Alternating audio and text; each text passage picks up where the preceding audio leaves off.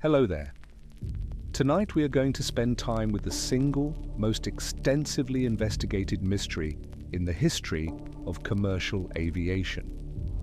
On the night of March 7th into the morning of March 8th, 2014, a Boeing 777 carrying 239 people took off from Kuala Lumpur, climbed into the dark, and at some point in the following hour stopped behaving like an aircraft that intended to land anywhere its passengers expected. It flew on for more than 6 hours after that. Hundreds of millions of dollars and the most advanced search technology ever assembled have been spent trying to find out where it went. As of tonight, the aircraft has not been recovered, and the question of what happened on its flight deck in the first hour of that flight remains formally unresolved. Before we begin, take a moment to subscribe and like the video, and leave a comment telling me where you are listening from and what time it is for you. The visuals you see are just for enjoyment. They are not necessary to follow along. This video is meant to be heard in the background whether you are studying, resting, or getting ready to sleep. Now let's begin to understand what happened to Malaysia Airlines Flight 370. The aircraft was delivered to Malaysia Airlines in May 2002. By March 2014, it had accumulated approximately 53,000 flight hours across more than 7,500 flights, a mature and thoroughly maintained airframe with no record of significant unresolved mechanical issues. The aircraft is among the most reliable wide-body aircraft ever built, with a safety record across its operational history that places it among the safest aircraft types. There was nothing about this specific airframe, this specific aircraft, that would have predicted what happened to it. Flight MH370 was a scheduled red-eye service from Kuala Lumpur International Airport to Beijing Capital International Airport, a route Malaysia Airlines operated daily, carrying business travelers and tourists and the steady traffic of people moving between Malaysia and China for the thousand ordinary reasons people travel between two major Asian economic centers. On the night of March 7, 2014, the flight carried 227 passengers and 12 crew members. The passengers were a specific cross-section of people, a large contingent of Chinese nationals, many of them artists and calligraphers returning from an exhibition in Kuala Lumpur, a group of Malaysian palm oil industry employees, 2 Iranian men traveling on stolen passports whose presence would generate brief and ultimately unfounded terrorism speculation, American, Australian, French and Ukrainian nationals, a young couple celebrating an anniversary, families, children, a small number of people who worked for the same American company, Freescale Semiconductor, in a coincidence that would also generate speculation without producing evidence. The flight crew consisted of Captain Zahari Ahmad Shah, 53 years old, and First Officer Fariq Abdul Hamid, 27. Zahari was an enormously experienced pilot, with more than 18,000 flying hours accumulated across more than 3 decades with Malaysia Airlines, a senior captain who also worked as a flight simulator examiner for the airline, qualified to assess other pilots' competency. He was, by every account of colleagues who flew with him, a meticulous, technically excellent pilot, known for his calm demeanor in the cockpit and his enthusiasm for aviation that extended well beyond his professional obligations. He maintained an elaborate home flight simulator setup, a hobby that many serious aviation enthusiasts maintain, and that, in the context of what followed, would become one of the most intensively scrutinized personal details in the history of an air disaster investigation. Fariq Abdul Hamid was in the final stages of his training to become qualified on the aircraft, having recently completed his required training flights, and this was one of his last supervised flights before being certified to fly the aircraft without an instructor captain. He was a young, well-regarded pilot with a clean record, engaged to be married, a person whose family and colleagues described him as enthusiastic, conscientious, and entirely unremarkable in the specific sense that nothing in his background suggested anything other than a normal young aviator building a career. The flight was scheduled to depart at 12:35 a.m. local time on March 8th and to arrive in Beijing at approximately 6:30 a.m. local time, a flight of roughly 5.5 hours covering approximately 2,600 nautical miles. This was, in every operational respect, a completely routine flight on a route this crew had flown many times before, in an aircraft that had no history of significant mechanical problems, carrying a passenger manifest of entirely ordinary travelers. The aircraft pushed back from the gate and took off from Kuala Lumpur at 12:41 a.m. The climb-out and initial portion of the flight proceeded entirely normally. The aircraft was handed off through the standard sequence of air traffic control sectors as it climbed toward its cruising altitude of 35,000 feet and proceeded northeast on its planned route toward Beijing, following established airways across the Gulf of Thailand and toward Vietnamese airspace. At 1:01 a.m. the crew reported reaching their cruising altitude of 35,000 feet to Kuala Lumpur Air Traffic Control, a standard radio call. At 1:08 a.m. the aircraft crossed waypoint Igari, a fixed navigational point in the Gulf of Thailand that marks the boundary between Malaysian and Vietnamese air traffic control jurisdiction.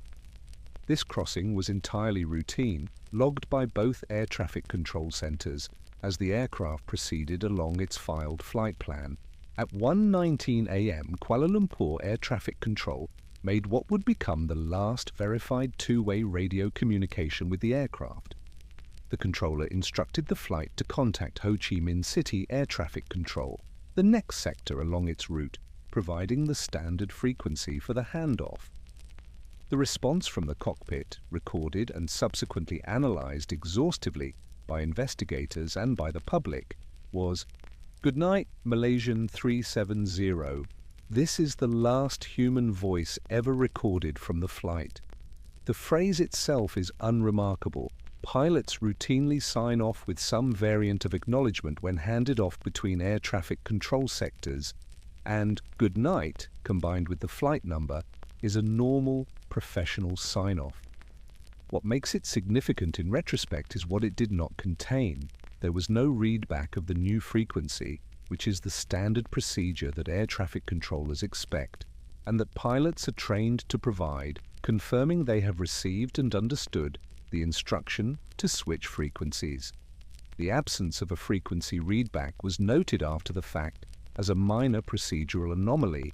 though it is not in itself unusual enough to have raised alarm at the time, and many pilots in the routine flow of late-night radio traffic omit this readback without incident.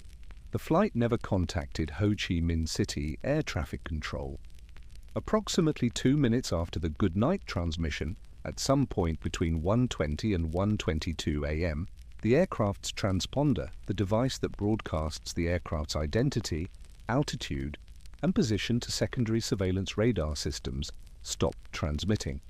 The aircraft disappeared from the radar screens that air traffic controllers use to monitor commercial air traffic, the system that depends on the transponder's active broadcast to display an aircraft's identity and altitude alongside its position. What happened in the cockpit in the minutes around the transponder's loss is the single most important unanswered question in this entire case, and we will return to it repeatedly throughout tonight's examination, because every subsequent piece of evidence, every theory, every investigative finding exists in relationship to this specific moment, the moment when Malaysia Airlines Flight 370 stopped being a normally operating commercial aircraft and became something else. The transponder's loss did not mean the aircraft disappeared entirely. Malaysian military radar, a separate system from civilian air traffic control radar, continued to detect an aircraft, though without the transponder broadcasting identity. The military radar saw only a primary return, a raw radar reflection that confirms an object's position and movement without confirming its identity. This primary radar data, which would become critical to reconstructing the aircraft's actual flight path in the hours after the transponder loss, showed something that should not have happened if the aircraft had continued toward Beijing. It showed an aircraft turning. The military radar data, when it was eventually analyzed and released by Malaysian authorities, days after the disappearance and only after considerable international pressure, given the initial confusion and contradictory statements from Malaysian officials, showed an aircraft that had turned back from its planned route, crossing back over the Malay Peninsula in a westward and then southwestward direction, flying back across Malaysia in the opposite direction from Beijing, continuing out over the Strait of Malacca and the Andaman Sea before the primary radar contact was lost entirely at approximately 2:22 a.m. as the aircraft passed beyond the range of Malaysian military radar coverage northwest of the island of Sumatra. This radar track represents one of the most consequential pieces of evidence in the entire case because it establishes definitively that the aircraft's disappearance from civilian radar was not the result of a sudden catastrophic event, an explosion or a structural failure that would have caused the aircraft to crash near its planned route. The aircraft continued flying under some form of control for at least another hour after the transponder loss, executing a specific and substantial course change that took it hundreds of miles off its filed flight plan in a direction that led away from any scheduled destination and toward the open ocean. The question of who or what was flying the aircraft during this turn and why is the question this entire mystery turns on. In the first hours after the flight failed to make contact with Ho Chi Minh City Air Traffic Control, the response from the relevant authorities was characterized by a confusion that would set the tone for much of what followed in the Malaysian government's handling of the crisis. Air traffic control protocols require coordination between adjacent control centers when an aircraft is handed off, and the specific breakdown in this coordination between Kuala Lumpur and Ho Chi Minh City meant that for a significant period, neither control center was actively and urgently working to locate an aircraft that had gone missing from their respective systems. Ho Chi Minh City had been expecting the aircraft to make contact and, when it did not, eventually escalated the matter, but the specific timeline of when each party recognized the severity of the situation and the speed with which search and rescue protocols were activated reflected significant institutional delay. It would not be until several hours after the loss of contact that a formal search and rescue operation was initiated, focused initially and naturally on the area around the last known transponder position in the Gulf of Thailand, the area where the aircraft had been flying its planned route before contact was lost. This search in the days immediately following the disappearance deployed aircraft and ships from multiple nations into the South China Sea, searching the waters along the aircraft's planned route for any sign of debris, wreckage, or survivors, operating under the reasonable initial assumption that whatever had happened to the aircraft had happened somewhere along or near its filed flight plan. This search, conducted over the South China Sea in the days immediately following March 8th, found nothing because the aircraft was not there. It had turned back across the Malay Peninsula hours before, a fact that Malaysian military radar had recorded, but that was not initially shared with the public, or evidently, immediately and fully understood within Malaysia's own military and civil aviation command structure. The delay in recognizing, processing and disclosing this military radar data, which showed the aircraft's westward turn, is one of the most significant and most criticized elements of the Malaysian government's response to the disaster. Days were spent searching an area where the aircraft had never been, while military radar data sitting in Malaysian defense systems told a different story that was not made public until March 15th, a full week after the disappearance. The reasons for this delay have never been fully and satisfactorily explained by Malaysian authorities. Some of the delay likely reflects the simple institutional challenge of correlating data across multiple radar systems and confirming that a primary radar contact without transponder confirmation actually represented the missing aircraft rather than some other object. But the delay also reflects, according to numerous aviation security analysts and several Malaysian officials, speaking subsequently and sometimes anonymously, a reluctance within the Malaysian military to publicly acknowledge that an unidentified aircraft had flown back across Malaysian sovereign airspace, undetected and unchallenged for more than an hour, a fact that would raise uncomfortable questions about the adequacy of Malaysia's air defense and national security posture. Acknowledging the radar track meant acknowledging that Malaysia's military had effectively failed to respond to, intercept, or even meaningfully track an unidentified aircraft crossing its own territory in the middle of the night, a failure with implications well beyond the immediate search for the missing flight. This specific failure and the broader pattern of confused, contradictory, and at times apparently deliberately obstructive communication from Malaysian authorities in the weeks following the disappearance would become one of the defining features of the public's experience of this case. Malaysian officials gave press conferences containing information that would be revised or directly contradicted within days. The airline's initial statements about the last known position of the aircraft were incorrect. The timeline of when various pieces of information became known to various authorities was muddled and, in several instances, appears to have been actively misrepresented.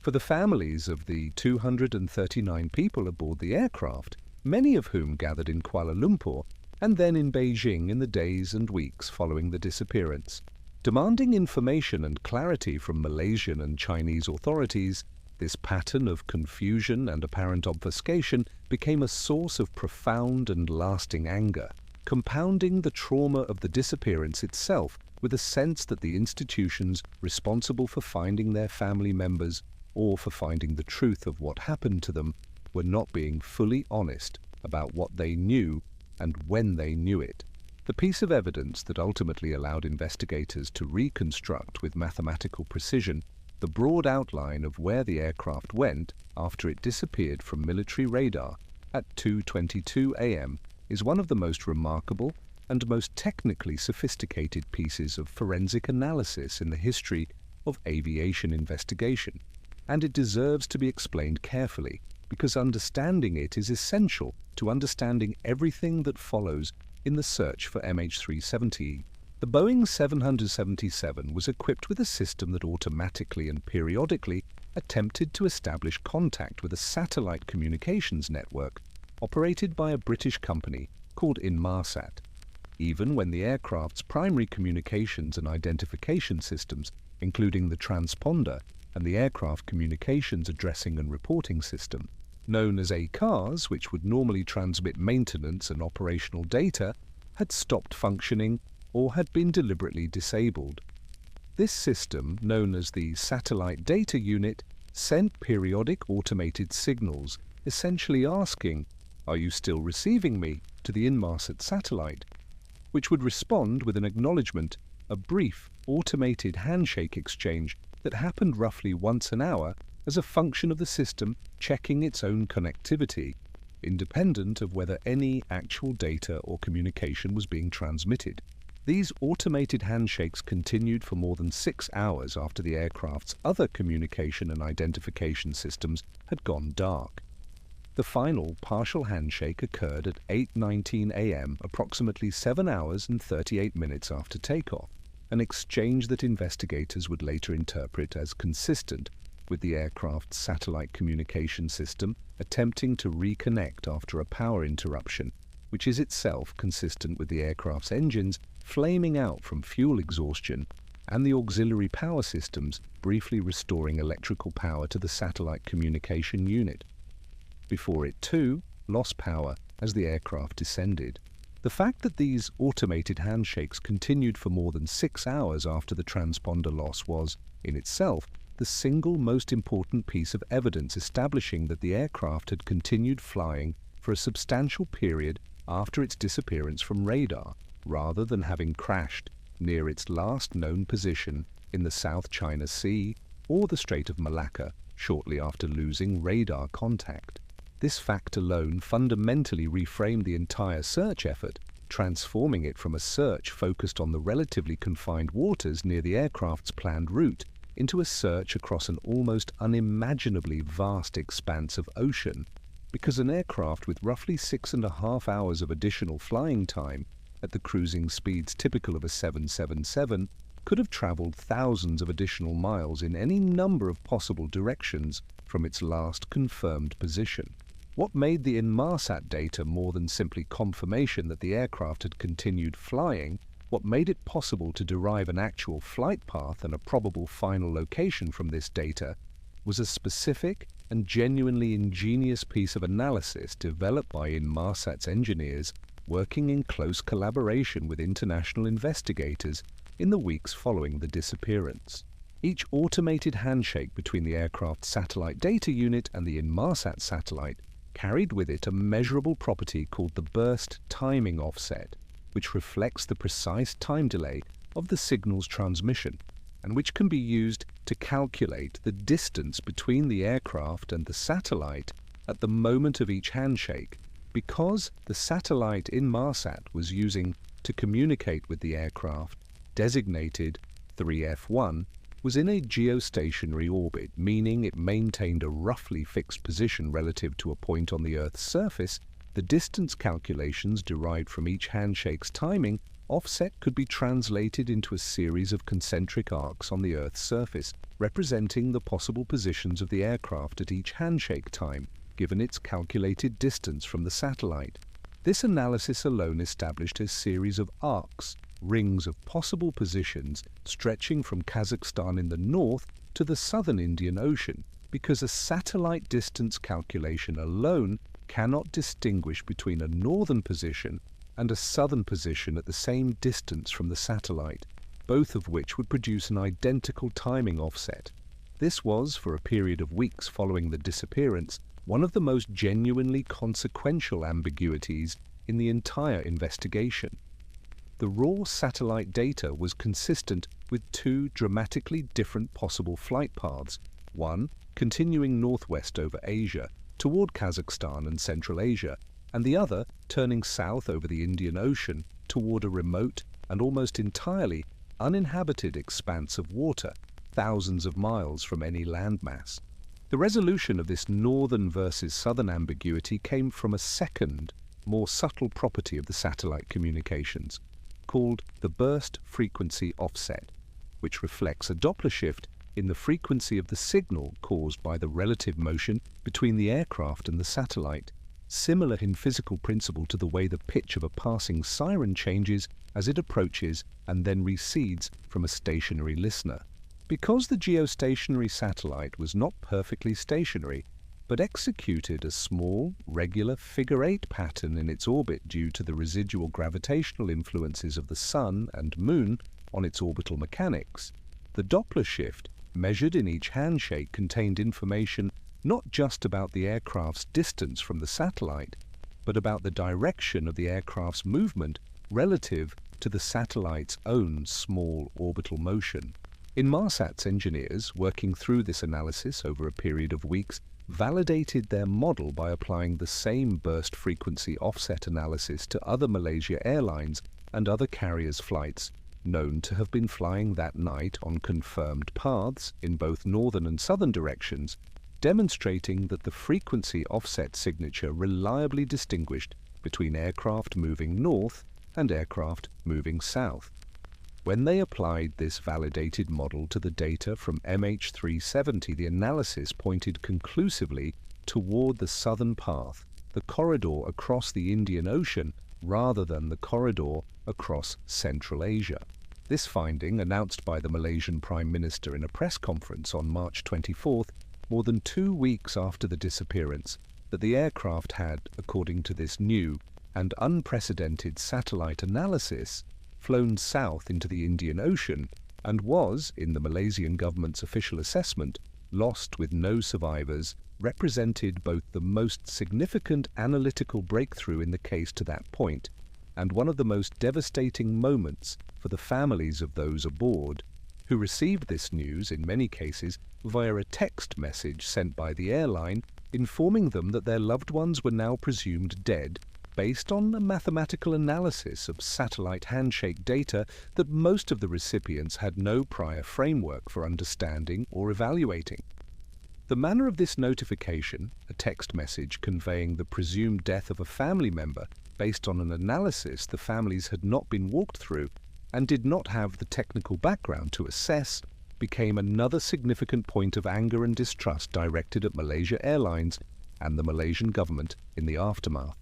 The southern corridor identified by the Inmarsat analysis was not a single point, but a vast stretch of ocean, an arc spanning thousands of miles, and the work of narrowing this arc down to a more specific, searchable area occupied investigators for the following months and represented one of the most demanding pieces of applied mathematics and oceanography ever conducted in service of locating a missing object. The process involved combining the satellite arc data with performance data about the aircraft itself, specifically modeling the 777's fuel consumption at various possible altitudes, speeds, and headings to determine how far the aircraft could plausibly have flown on its remaining fuel before the engines would have flamed out from fuel exhaustion, which was understood to have occurred at or very shortly after the final partial satellite handshake at 8:19 a.m. This fuel exhaustion timing was itself a critical anchor point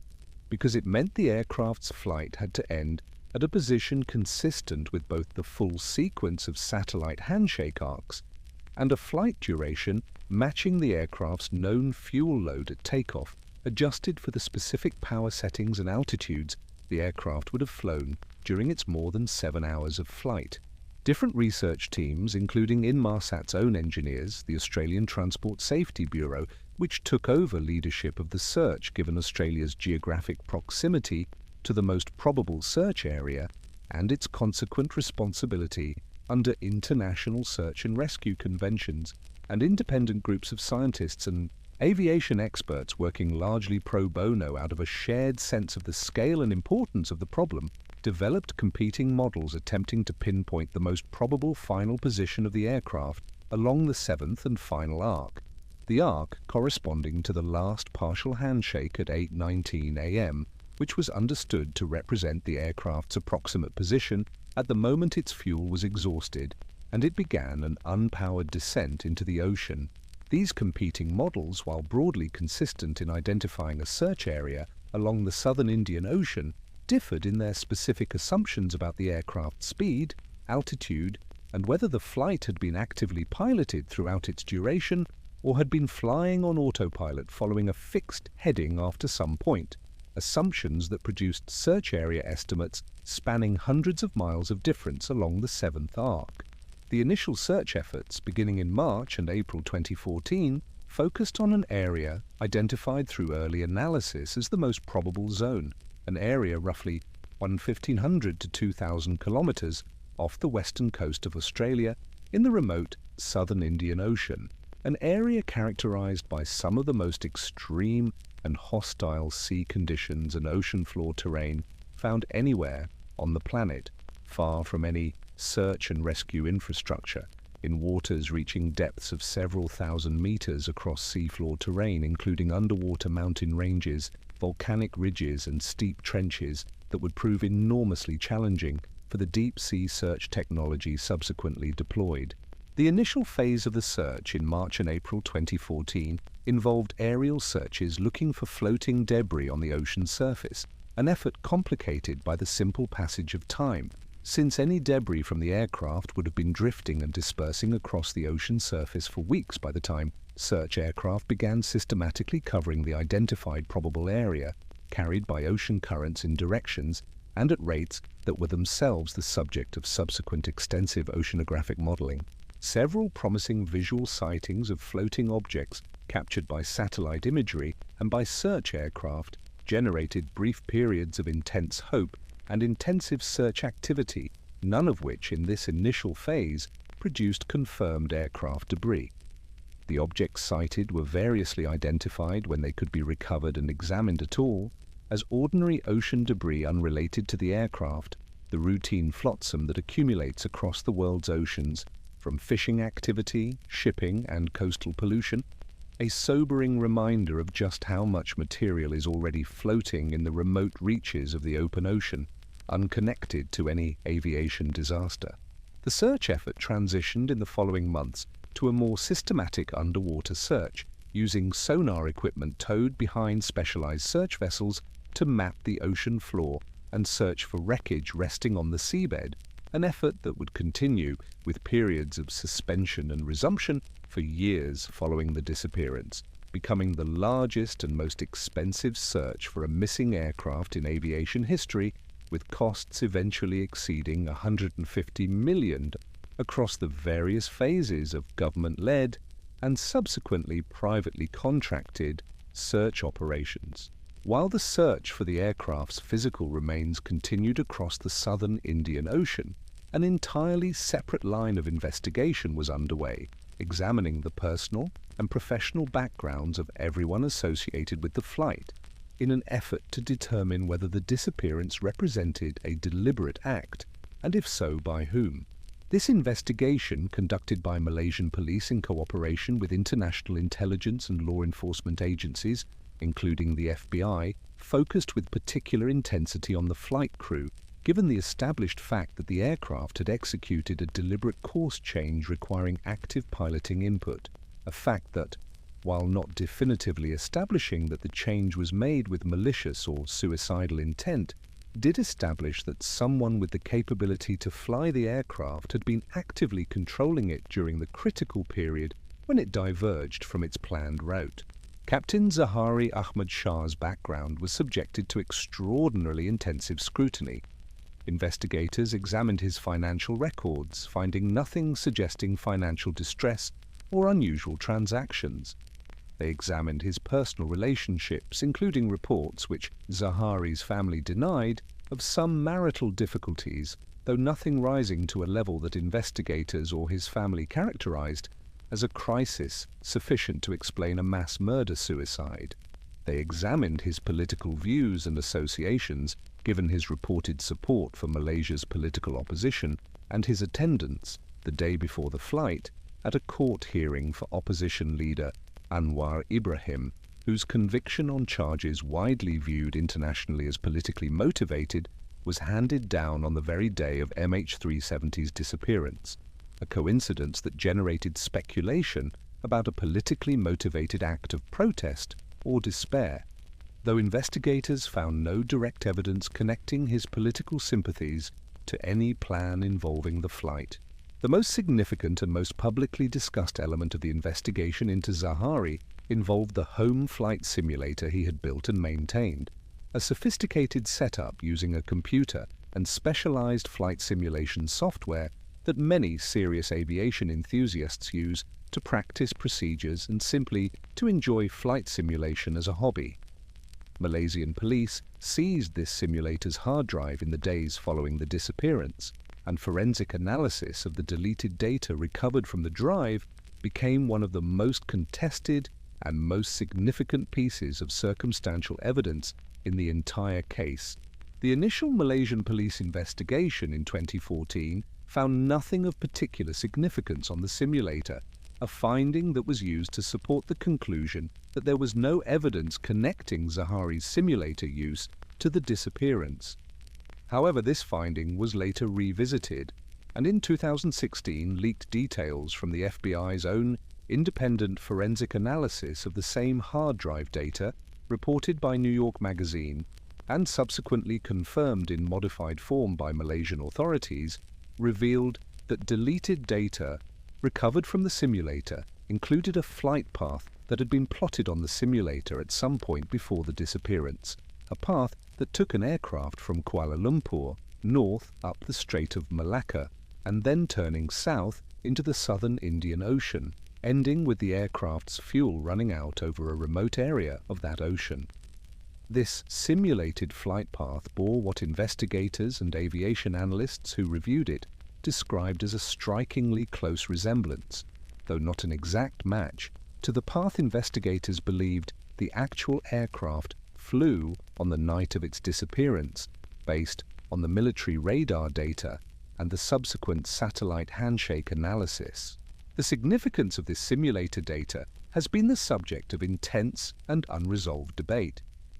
Proponents of the theory that Zahari deliberately diverted and crashed the aircraft point to this simulated flight path as powerful circumstantial evidence that he had, at some point, contemplated or planned precisely the kind of flight that the actual aircraft subsequently flew, a level of specific correspondence that they argue is difficult to dismiss as coincidence. Critics and skeptics of this interpretation note that flight simulator enthusiasts routinely plot all manner of flight paths, including unusual and extreme ones, purely out of technical interest in exploring the capabilities and limits of the simulated aircraft,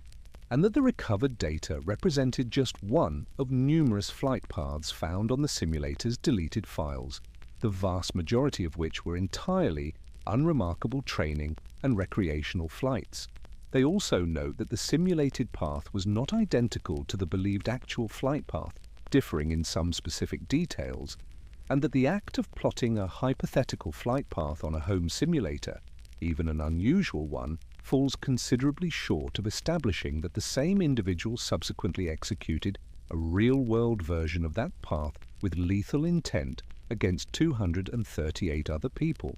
The official Malaysian investigation, in its final report released in 2018, explicitly declined to identify the simulator data as conclusive evidence of premeditation, while acknowledging its existence and its similarity to the believed flight path, reflecting the genuinely contested and unresolved nature of how much weight this single piece of circumstantial evidence should be given within the broader absence of any other direct evidence establishing motive, intent, or a specific plan on Zahari's part. First Officer Fariq Abdul Hamid's background was also investigated, though with considerably less intensity and producing considerably less in the way of any circumstantial evidence suggesting involvement in a deliberate act. His financial records, personal relationships, and professional history revealed nothing unusual, and the investigation found no evidence connecting him to any plan or motive related to the disappearance. The cockpit voice recorder, had it been recovered, would have provided direct evidence of who was speaking, what was said, and the apparent state of the cockpit environment during the critical period of the diversion, evidence that remains to this day unrecovered, locked inside the aircraft's flight data recorders, which have never been found. Let us examine the technical sequence of what is known to have happened to the aircraft systems in the critical period around the diversion,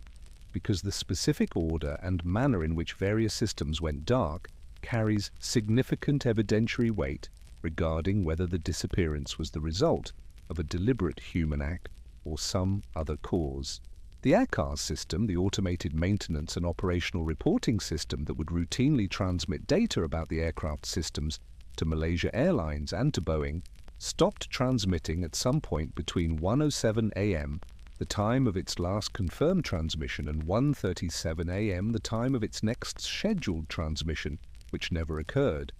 This places the ACARS systems disabling somewhere in the window immediately before or during the transponder's loss of signal, though the exact timing within this 30-minute window cannot be more precisely established because the system transmits on a periodic schedule rather than continuously. Critically, investigators determined that disabling ACARS in this manner is not a simple, single-action procedure accessible through an obvious cockpit switch. Rather, it requires either disabling the system through a specific and somewhat obscure procedure involving accessing circuit breakers, typically located in a position requiring a crew member to leave their seat, or through a sequence of actions in the cockpit that would not be accidental or the result of casual or unintentional crew action. The transponder's loss of signal, occurring at 1:21 a.m., just 2 minutes after the final radio communication, represents a system that can be disabled through a far simpler action, a single selector switch on the center console of the cockpit that can be turned to the standby position, instantly stopping the transponder's broadcast, an action that requires no special technical knowledge and that any pilot would be immediately familiar with. The proximity in time between the final radio call and the transponder's loss, combined with the relative ease of disabling the transponder compared to ACARS, has led many investigators to conclude that the transponder was deliberately switched off by someone in the cockpit in close temporal proximity to, and very possibly immediately following, the final radio communication. This sequence, ACARS disabled sometime in a roughly 30-minute window, transponder disabled within 2 minutes of the final radio call, and the subsequent radar-confirmed turnback across Malaysia, all occurring within a span of perhaps 15 to 20 minutes around 1:20 to 1:40 a.m., paints a picture, according to the great majority of investigators and aviation safety experts who have examined this sequence, of a coordinated and deliberate series of actions taken by someone with detailed knowledge of the aircraft's systems, rather than a sequence of events consistent with a sudden, catastrophic, and uncontrolled mechanical or structural failure, which would typically not allow for this kind of sequential, methodical disabling of separate communication and identification systems, followed by continued, controlled flight for more than 6 additional hours. This is the central evidentiary foundation for what has become, among professional air accident investigators, the most widely, though not universally, accepted explanation for the disappearance: that the aircraft was deliberately diverted by someone in the cockpit with detailed system knowledge, flown for an extended period under active or autopilot-assisted control, and ultimately flown, again, either through continued active control or through a pre-programmed autopilot heading into the remote southern Indian Ocean until its fuel was exhausted. The competing explanations that have been seriously proposed and investigated each must contend with this same sequence of evidence, and it is worth walking through each of the major alternative theories in detail, examining both the evidence that supports each one and the specific evidentiary problems each one faces, because no single theory has achieved the kind of universal consensus that would allow this case to be considered definitively solved even among the community of professional investigators who have spent a decade examining this evidence. The theory of a catastrophic onboard fire, specifically an electrical or mechanical fire, originating in the aircraft's nose, landing gear bay, or in the area of the forward electronics and equipment bay, has been seriously proposed by several aviation experts, most prominently by a Canadian aviation analyst named Larry Vance, a former senior investigator with the Transportation Safety Board of Canada, who has argued in detailed public analysis that the specific damage pattern visible on the recovered pieces of aircraft debris, which we will discuss shortly, is more consistent with a controlled ditching of the aircraft on the ocean surface than with the relatively high-speed, uncontrolled impact that the official investigation's flight path modeling assumes. Vance's theory proposes that a fire disabled the aircraft's communication systems, that the crew, attempting to deal with the emergency, turned the aircraft back toward the nearest suitable airport, and that incapacitation of the crew by smoke or toxic fumes, or the fire's escalation beyond the crew's ability to control it, ultimately led to the aircraft flying on, partially or fully on autopilot, until fuel exhaustion, with someone, conscious or not, potentially executing some form of controlled ditching at the very end of the flight as fuel ran out, producing the specific debris damage pattern Vance has identified. This fire theory faces several significant evidentiary challenges.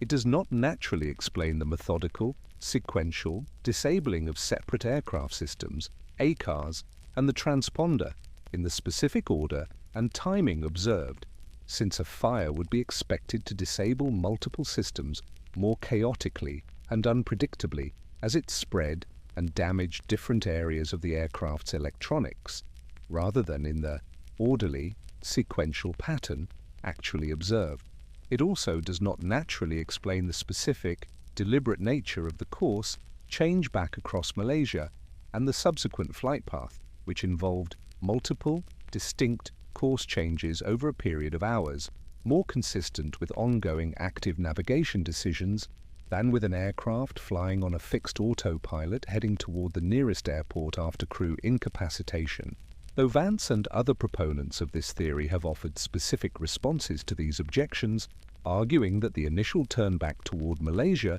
is consistent with crew action to return toward the nearest suitable airfield before being overcome, with the aircraft's subsequent path reflecting whatever heading or autopilot mode was active at the moment of incapacitation rather than continued deliberate human control. The theory of a sudden depressurization event leading to hypoxia,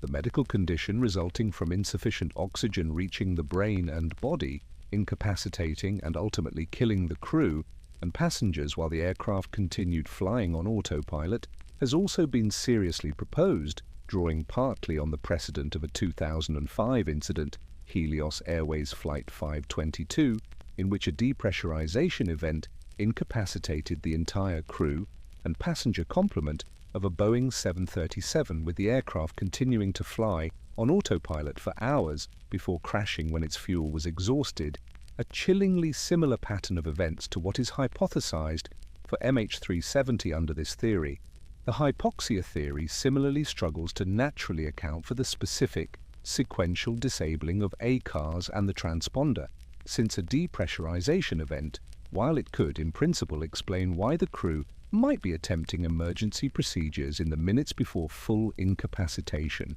does not obviously explain why a crew responding to a depressurization emergency would specifically and sequentially disable communication and identification systems as part of their emergency response. Actions that are not part of any standard depressurization emergency checklist,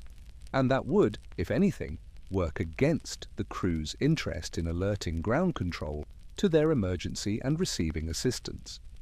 Proponents of this theory have proposed that the system disabling might have occurred accidentally as an incapacitated or rapidly deteriorating crew member inadvertently triggered switches while attempting other emergency procedures in a state of advancing hypoxic confusion.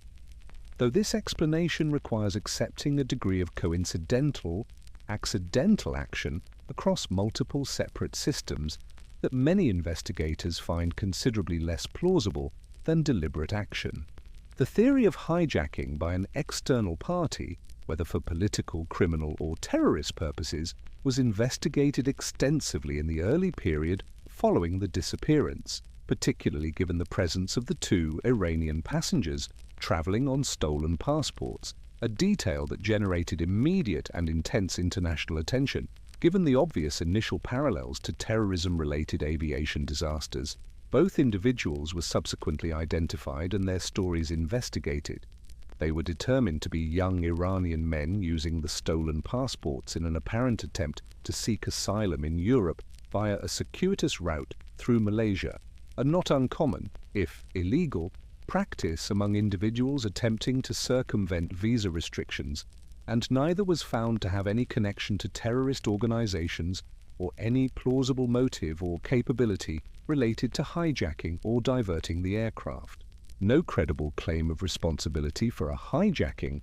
was ever made by any organization, a notable absence given that hijackings and terrorist attacks are typically, though not universally, followed by some party claiming responsibility, particularly when the attack is intended to advance a specific political cause or ideology, since an attack without a claimed political message or demand serves little obvious purpose for an organization seeking to use violence as a tool of political communication. No ransom demand was ever received. No evidence was found connecting any of the other passengers or crew members to any extremist organization or to any plan involving the aircraft.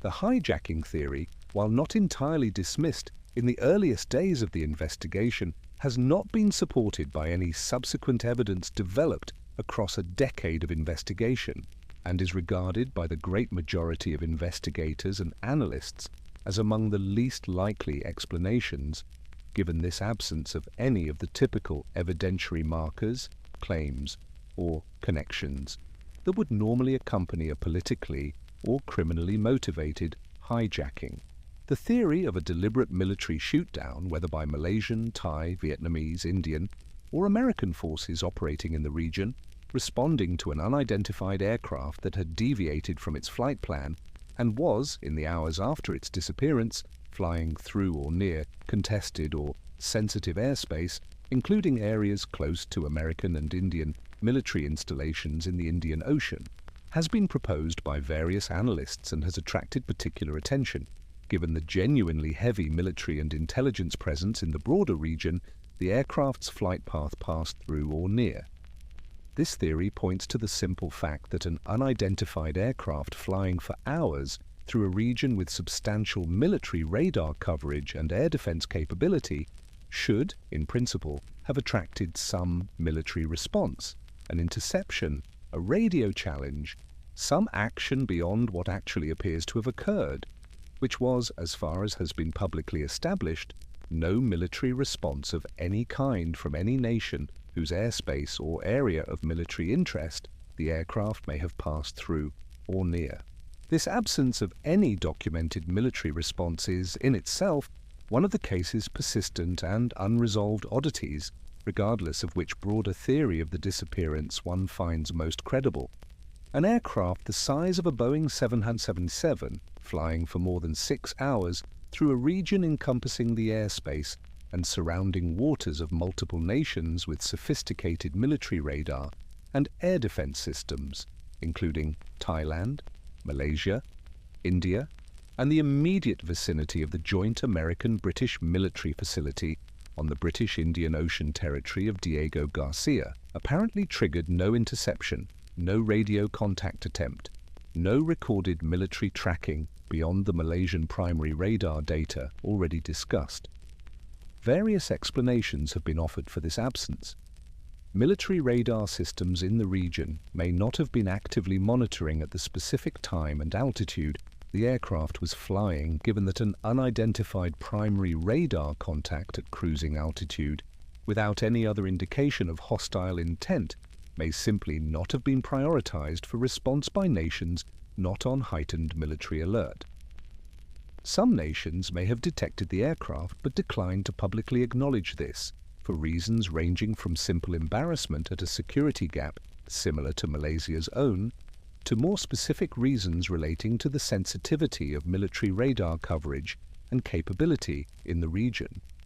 And it remains possible, though this moves further into the realm of unverifiable speculation, that some nation did track and even act upon the aircraft's presence in a manner that has not been publicly disclosed. The military shoot-down theory, in its most developed form, proposes that the aircraft, flying erratically or in a manner perceived as threatening near sensitive military installations or contested airspace, particularly in the vicinity of the Andaman and Nicobar Islands, an Indian military zone, or near American and Allied military assets, was shot down, with the subsequent satellite handshake data either being consistent with this shoot-down occurring along the established flight path, or in the most speculative versions of this theory, being somehow manipulated or misunderstood. This theory has not been substantiated by any released military, intelligence, or diplomatic evidence from any nation, and senior officials from the United States, India, and other nations with relevant military capability in the region have specifically and directly denied any military action against the aircraft.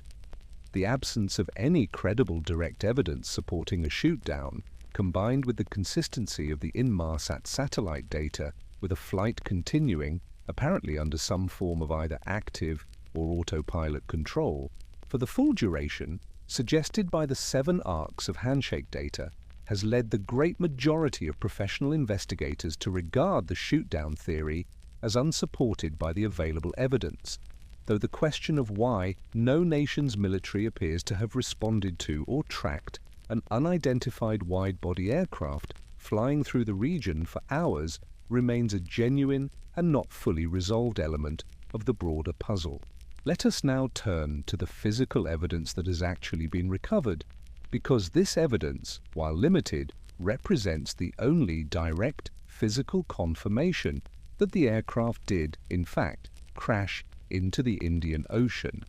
and the specific characteristics of this debris have themselves become a significant subject of forensic analysis and continued debate. The first piece of confirmed aircraft debris was found on July 29, 2015, more than 16 months after the disappearance, on the shore of Réunion Island, a French territory in the western Indian Ocean, located more than 4,000 kilometers from the area of the southern Indian Ocean where the aircraft was believed to have gone down, a distance that, while initially surprising to some observers unfamiliar with the scale and patterns of Indian Ocean currents, was subsequently confirmed by detailed oceanographic drift modeling to be entirely consistent with debris originating from the believed crash site and drifting across this distance over the intervening 16 months, carried by the specific current patterns of the southern Indian Ocean gyre. This piece of debris, a 2-meter-long section of wing component known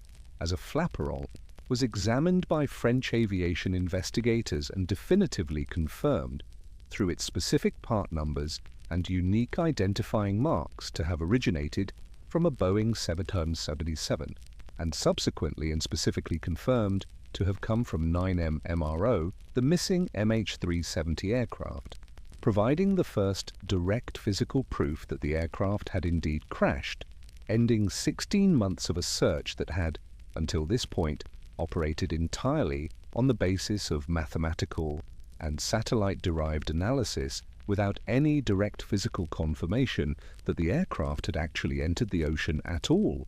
as opposed to some other, more exotic fate that some of the more speculative theories circulating in this information vacuum had proposed. In the following months and years, additional pieces of debris confirmed or considered highly likely to have originated from MH370 washed ashore at various locations across the western Indian Ocean and the eastern coast of Africa, including Mozambique, Mauritius, Reunion again, South Africa, and Tanzania, with approximately 33 pieces of debris eventually collected and examined, of which a smaller number, around 20, were definitively or very likely confirmed as originating from the missing aircraft through detailed forensic examination of part numbers, manufacturing marks, and material composition analysis conducted primarily by the French Aviation Accident Investigation Bureau, the BEA, and by Malaysian and Australian investigators.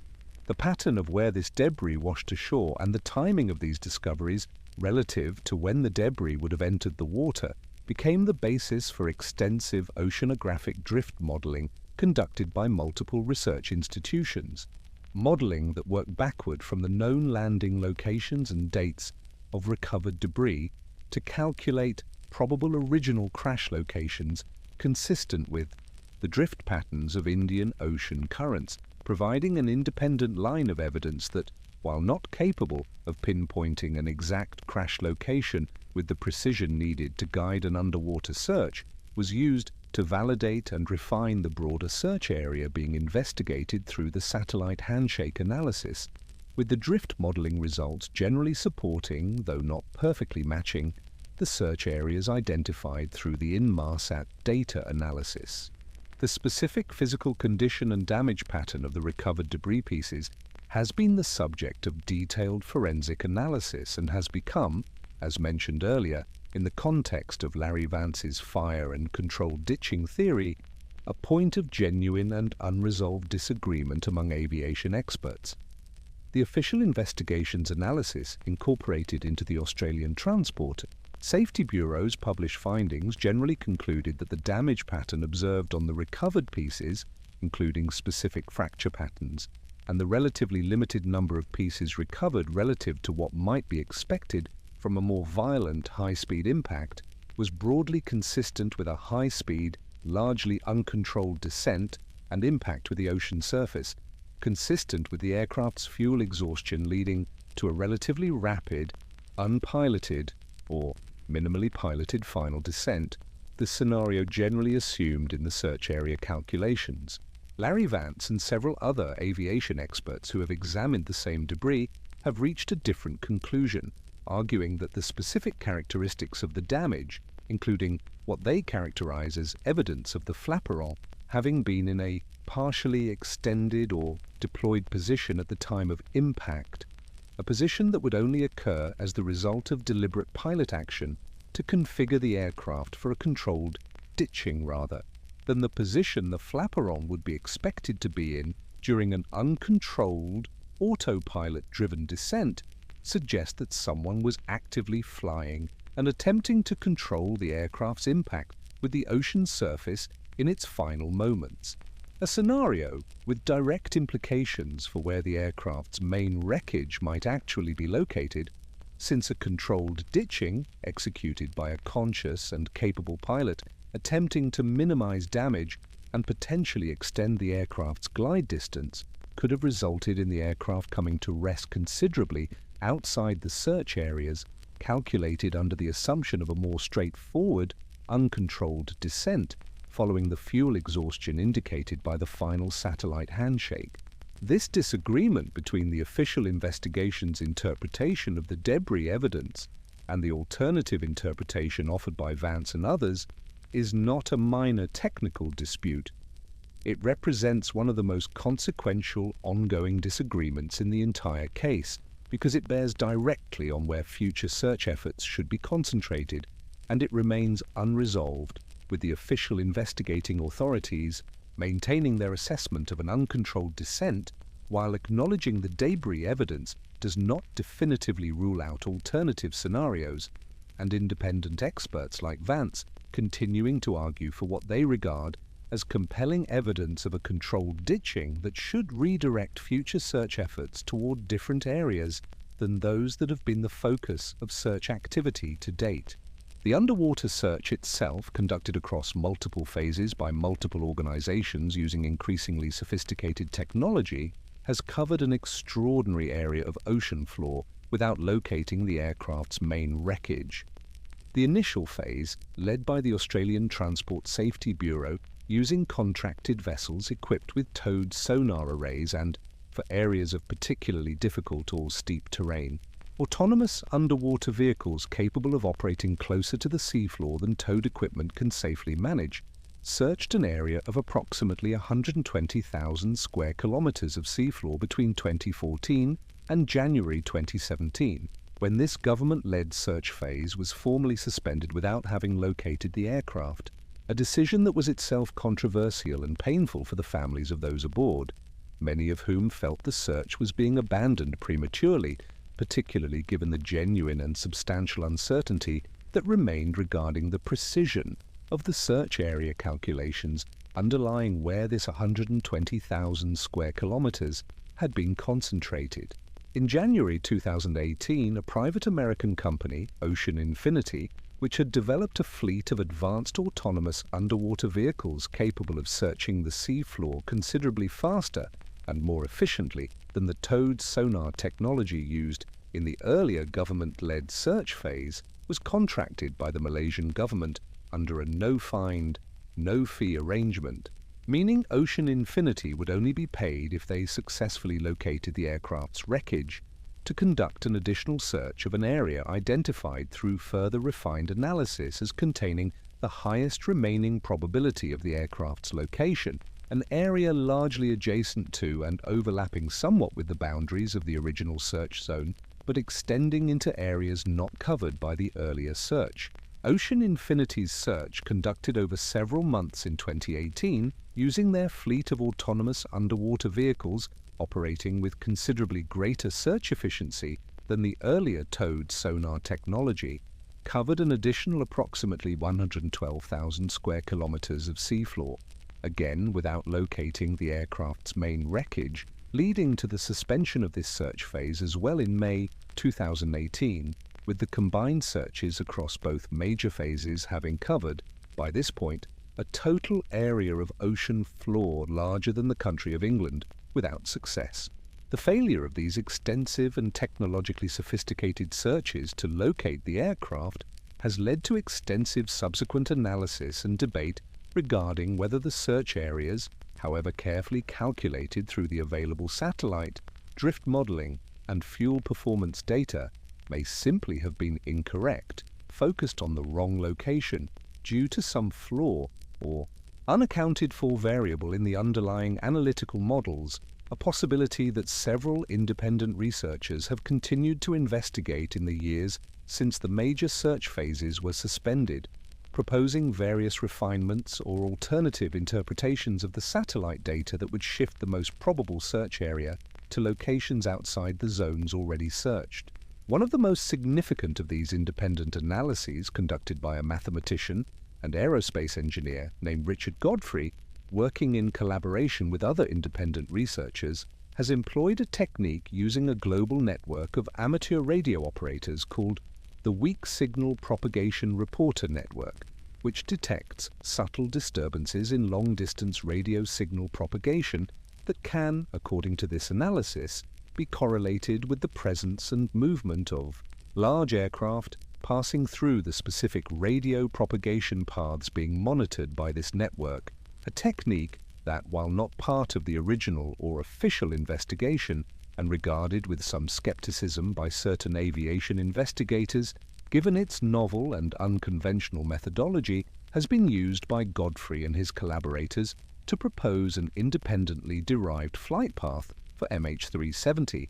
that broadly corroborates the general southern corridor identified through the Inmarsat satellite analysis, while suggesting a specific final location somewhat different from, though in a similar general region as, the areas covered by the two major search phases. This and other independent analyses contributed to renewed pressure on the Malaysian government to authorize a further search, and in 2024, marking the 10th anniversary of the disappearance, the Malaysian government announced it had reached a new agreement in principle with Ocean Infinity for a further search of an additional, more specifically targeted area, approximately 15,000 square kilometers, identified through this continued refinement of the underlying analytical models under a similar no-find, no-fee commercial arrangement, with this renewed search effort representing, as of this telling, the most current chapter in the now decade-long effort to locate the aircraft's physical remains. The human dimension of this case, the specific and continuing experience of the families of the 239 people who were aboard the aircraft, deserves careful attention because the technical and investigative narrative of satellite arcs and search areas and competing theories can, in its complexity, obscure the simple and devastating fact at the center of this entire case. 239 people boarded a flight expecting to arrive in Beijing, and their families have spent a decade without the basic certainty of knowing what happened to them, without recovered remains in all but a small handful of cases where DNA could be extracted from confirmed debris fragments, and without the kind of definitive answer that, however painful, typically allows a grieving process to proceed with at least the foundation of established fact. The Chinese families, who represented the largest single national group aboard the aircraft, with 153 of the 227 passengers being Chinese nationals, organized themselves into advocacy groups in the weeks and months following the disappearance, conducting their own investigations, commissioning independent analysis, and engaging in sustained and often confrontational advocacy directed at both the Malaysian government and Malaysia Airlines, demanding greater transparency, accountability, and continued search efforts long after the official search phases had been suspended. These advocacy efforts have continued for a full decade, with annual remembrance events, continued formal and informal pressure on the Malaysian government, and a sustained refusal on the part of many family members to accept the official presumed dead status of their loved ones in the absence of confirmed remains or wreckage, a position that reflects both the genuine uncertainty that remains in this case and the profound psychological difficulty of grieving a loss that has never been definitively, physically confirmed in the way that the recovery of remains or wreckage would provide. The compensation and legal proceedings that followed the disappearance involved protracted negotiations and, in many cases, litigation between the families, Malaysia Airlines, Boeing, and various other parties, conducted under the complex international legal framework governing aviation disasters, the Montreal Convention, which establishes specific liability frameworks and compensation procedures for international air travel, proceedings that for many families became their own additional source of prolonged difficulty and, in some cases,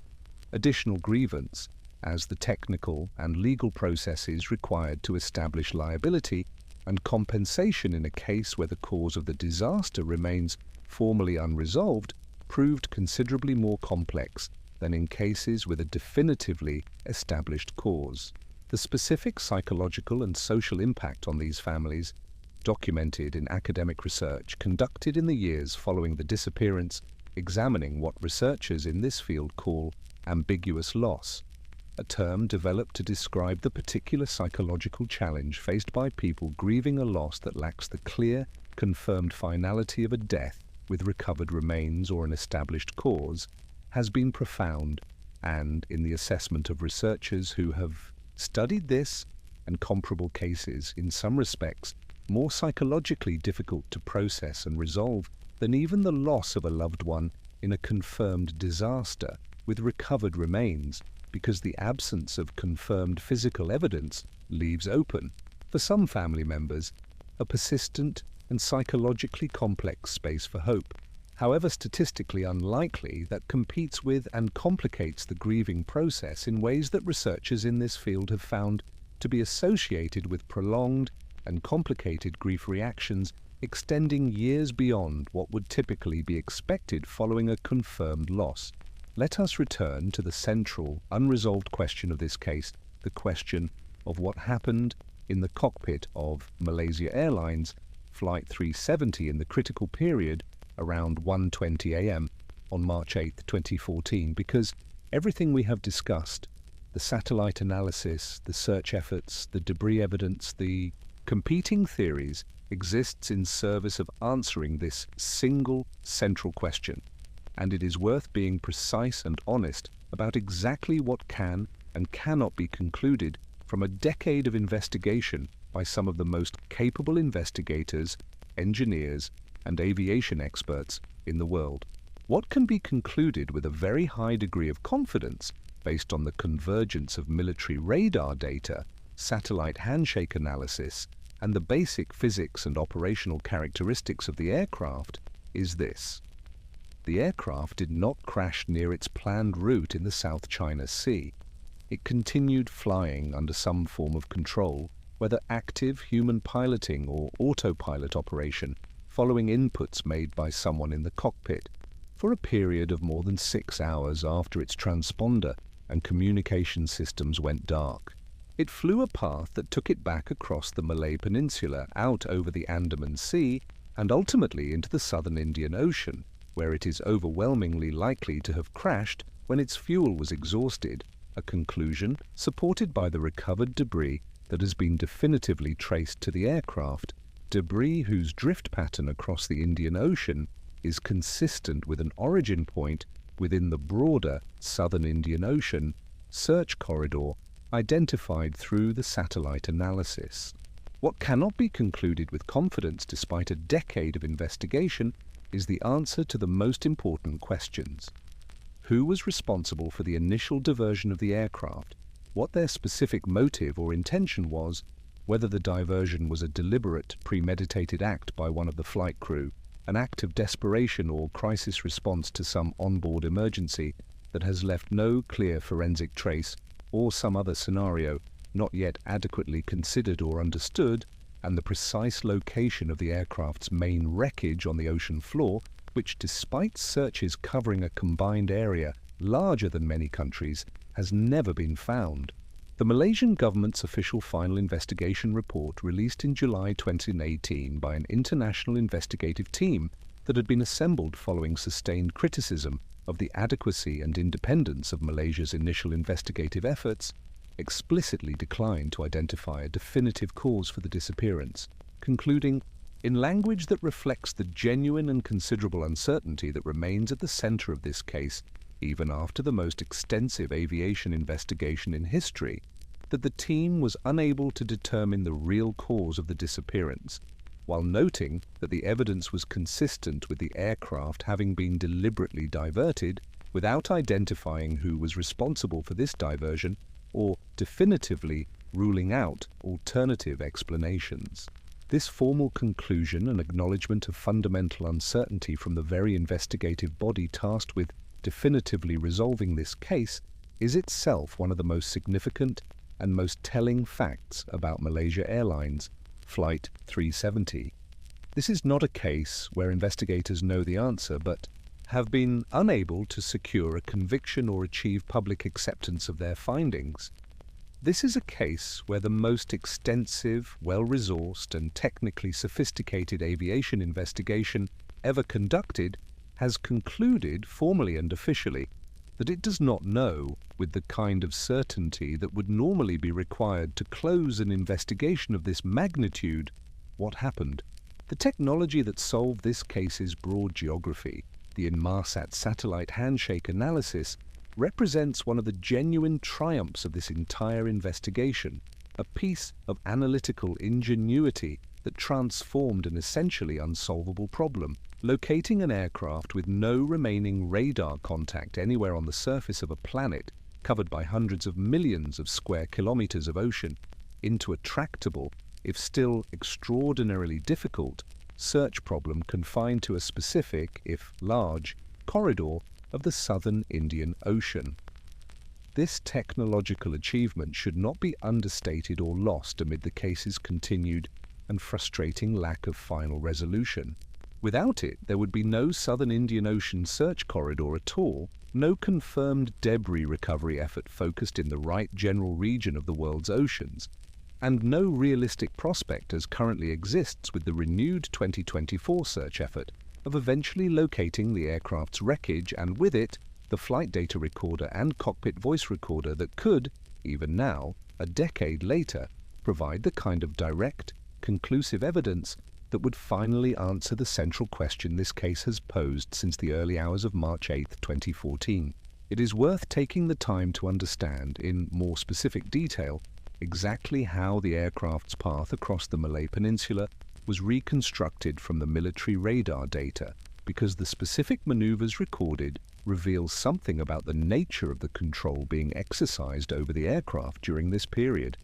Information that bears directly on the question of whether this was an emergency response or a deliberate, navigated diversion. The radar track showed the aircraft, after its initial turn, away from its planned route near the Aigari waypoint, climbing briefly to an altitude in excess of 40,000 feet, above the certified maximum operating altitude for a Boeing 777, before descending again, a maneuver that several investigators and aviation analysts have suggested could be consistent with an attempt to incapacitate the passengers and crew through rapid decompression, since climbing the aircraft to an extreme altitude beyond its pressurization. System's capacity to maintain a safe cabin altitude, particularly if combined with manually depressurizing the cabin, would induce hypoxia throughout the passenger cabin within a relatively short period, a scenario that, if deliberate, would represent a methodical and deeply troubling element of a premeditated act, using the aircraft's own systems and performance envelope as a tool against the people aboard it. This interpretation remains speculative, since the same altitude excursion could also be explained by less sinister possibilities, including a rapid and somewhat extreme evasive maneuver by a crew responding to some onboard emergency, or, in the assessment of some technical analysts, simply imprecision in the military primary radar's altitude measurement capability, which is generally considered less reliable for altitude determination than the transponder-based system that had already been disabled by this point in the flight. Following this altitude excursion, the radar data showed the aircraft descending and then flying a course that took it across the width of the Malay Peninsula, passing in proximity to several specific navigational waypoints in a manner that several investigators, particularly those involved in the official investigation, have noted appears consistent with deliberate navigation along established airway routes rather than a random or erratic heading, suggesting that whoever was controlling the aircraft during this period was actively using the aircraft's navigation systems, inputting specific waypoints or following established air routes with the kind of precision that would require deliberate action by someone with detailed knowledge of the aircraft's navigation systems and the regional airway structure, rather than the kind of behavior that would be expected from an aircraft simply flying on a fixed heading following crew incapacitation. This pattern of waypoint-following navigation across the Malay Peninsula is one of the more significant pieces of evidence cited by those who favor the deliberate diversion theory, because it suggests sustained, active engagement with the aircraft's flight management system over a period of many minutes, well beyond the kind of brief, possibly accidental or panicked control inputs that might be associated with a crew responding to a sudden onboard emergency,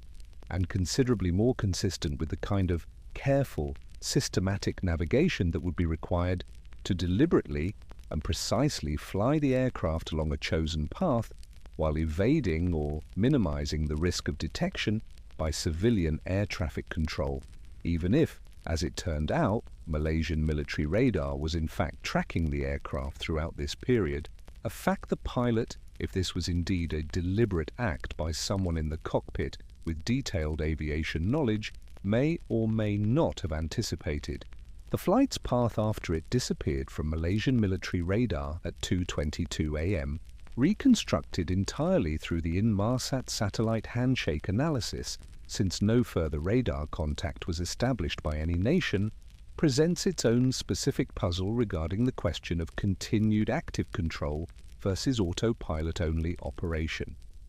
The 7 arcs derived from the hourly satellite handshakes are consistent with several different possible specific paths, varying in their exact heading and any course adjustments made along the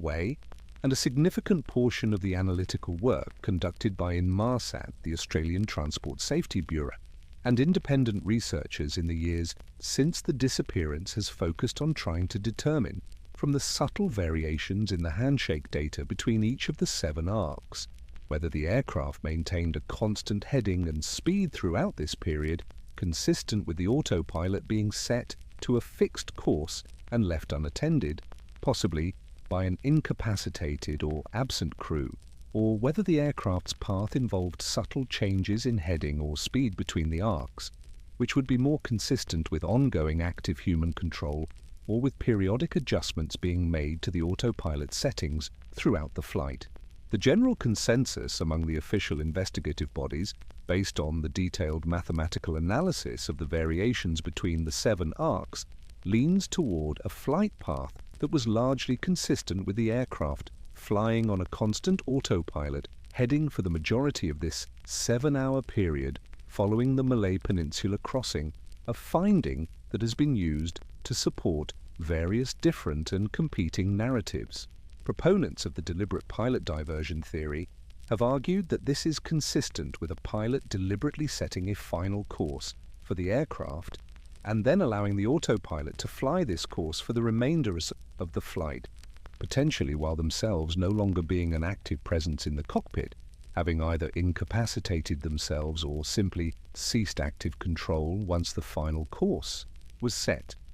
Proponents of crew incapacitation theories, whether from fire, hypoxia, or some other cause, have pointed to this same finding as consistent with their scenarios, in which an aircraft continuing on a fixed autopilot heading following crew incapacitation would be expected to produce exactly this kind of constant heading flight path pattern in the satellite data. This is, in many respects, the fundamental and perhaps unresolvable analytical challenge at the heart of the entire MH370 investigation. So many of the most significant pieces of available evidence, the systematic disabling of communication systems, the precise waypoint navigation across the peninsula, the extended constant heading flight into the Indian Ocean, the debris, damage pattern are each individually consistent with more than one competing explanation for what happened. And the available evidence, extensive and sophisticated, as the analysis of it has been, has simply not proven sufficient to definitively distinguish between these competing scenarios in the way that would normally be expected to resolve a major aviation accident investigation. It is useful in trying to understand the specific and unusual difficulty of this case to compare it briefly to another major aviation mystery that was, after a period of years, eventually resolved: Air France Flight 447, which crashed into the Atlantic Ocean in June 2009 en route from Rio de Janeiro to Paris, killing all 228 people aboard.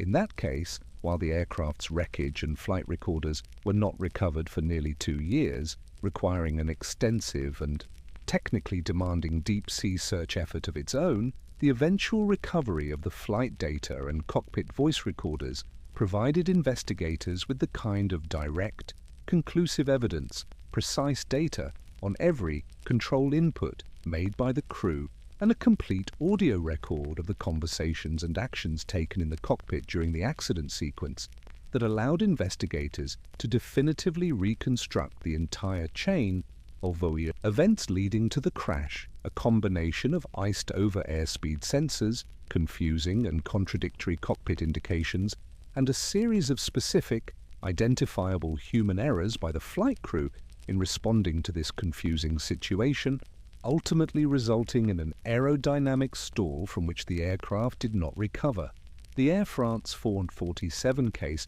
stands as a useful point of comparison precisely because it illustrates what MH370 is missing and what would, in all likelihood, definitively resolve this case if it ever becomes available.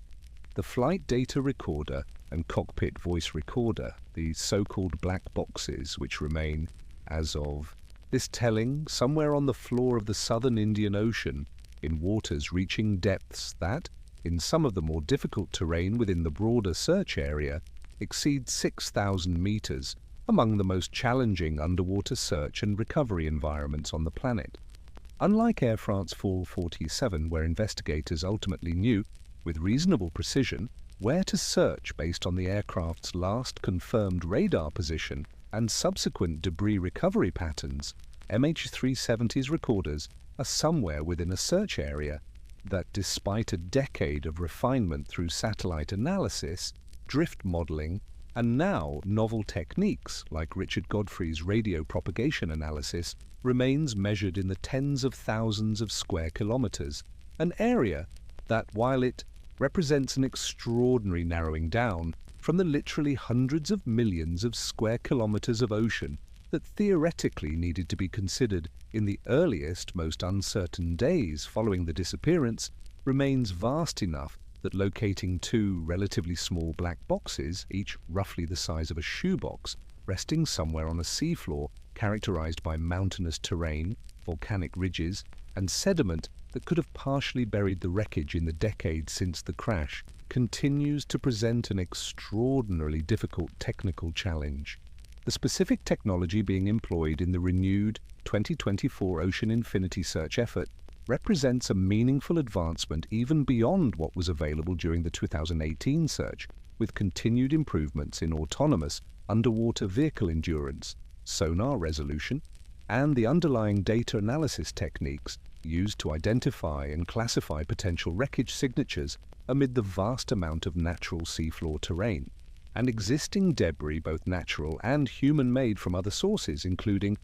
the search teams have found, an unrelated, previously unknown 19th century shipwreck discovered during the original search efforts, a reminder of just how much remains genuinely unknown and unmapped about even the most remote regions of the world's oceans beyond the specific question of MH370's resting place. There is a specific category of theory regarding MH370's disappearance that deserves careful and direct treatment, given how persistently it has circulated in public discourse around this case, even though it has been firmly rejected by the overwhelming consensus of aviation investigators, engineers, and physicists who have examined the available evidence. Theories proposing that the aircraft did not crash at all, but was instead landed intact at some location, whether through hijacking, a deliberate plan by the pilot, or some other scenario, with the aircraft and some or all of its occupants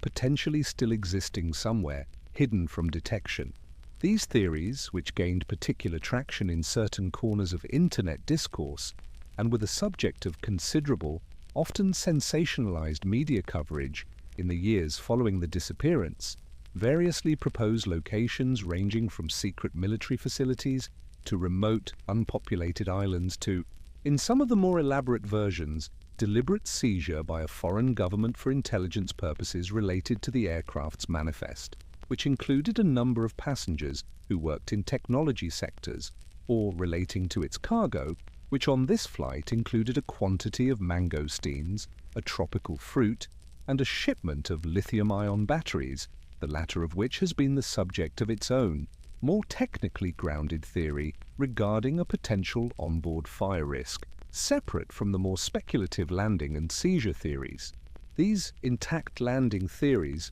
face an insurmountable evidentiary problem. The satellite handshake data, the most reliable and most thoroughly independently validated piece of technical evidence in the entire case, definitively places the aircraft, based on its calculated distance from the Inmarsat satellite at the time of the final handshakes, along an arc that passes through the remote southern Indian Ocean at the relevant time, an arc that does not pass over or near any landmass with a runway capable of accommodating a Boeing 777, ruling out, with a very high degree of technical confidence, any scenario involving the aircraft landing intact at a hidden airfield, whether on a remote island or anywhere else, within the time frame established by the final satellite communications. Additionally, the recovered and confirmed aircraft debris, found washed ashore across multiple locations in the Western Indian Ocean, would not exist under any scenario in which the aircraft had landed intact, rather than breaking apart upon impact with the ocean, providing direct physical evidence, beyond the satellite data alone, that the aircraft did, in fact, crash into the ocean rather than landing intact somewhere. The persistence of these intact landing and hidden location theories in public discourse around MH370, despite this clear and consistent technical evidence to the contrary, reflects something genuinely important about the psychological and social dynamics that surround a mystery of this scale and duration.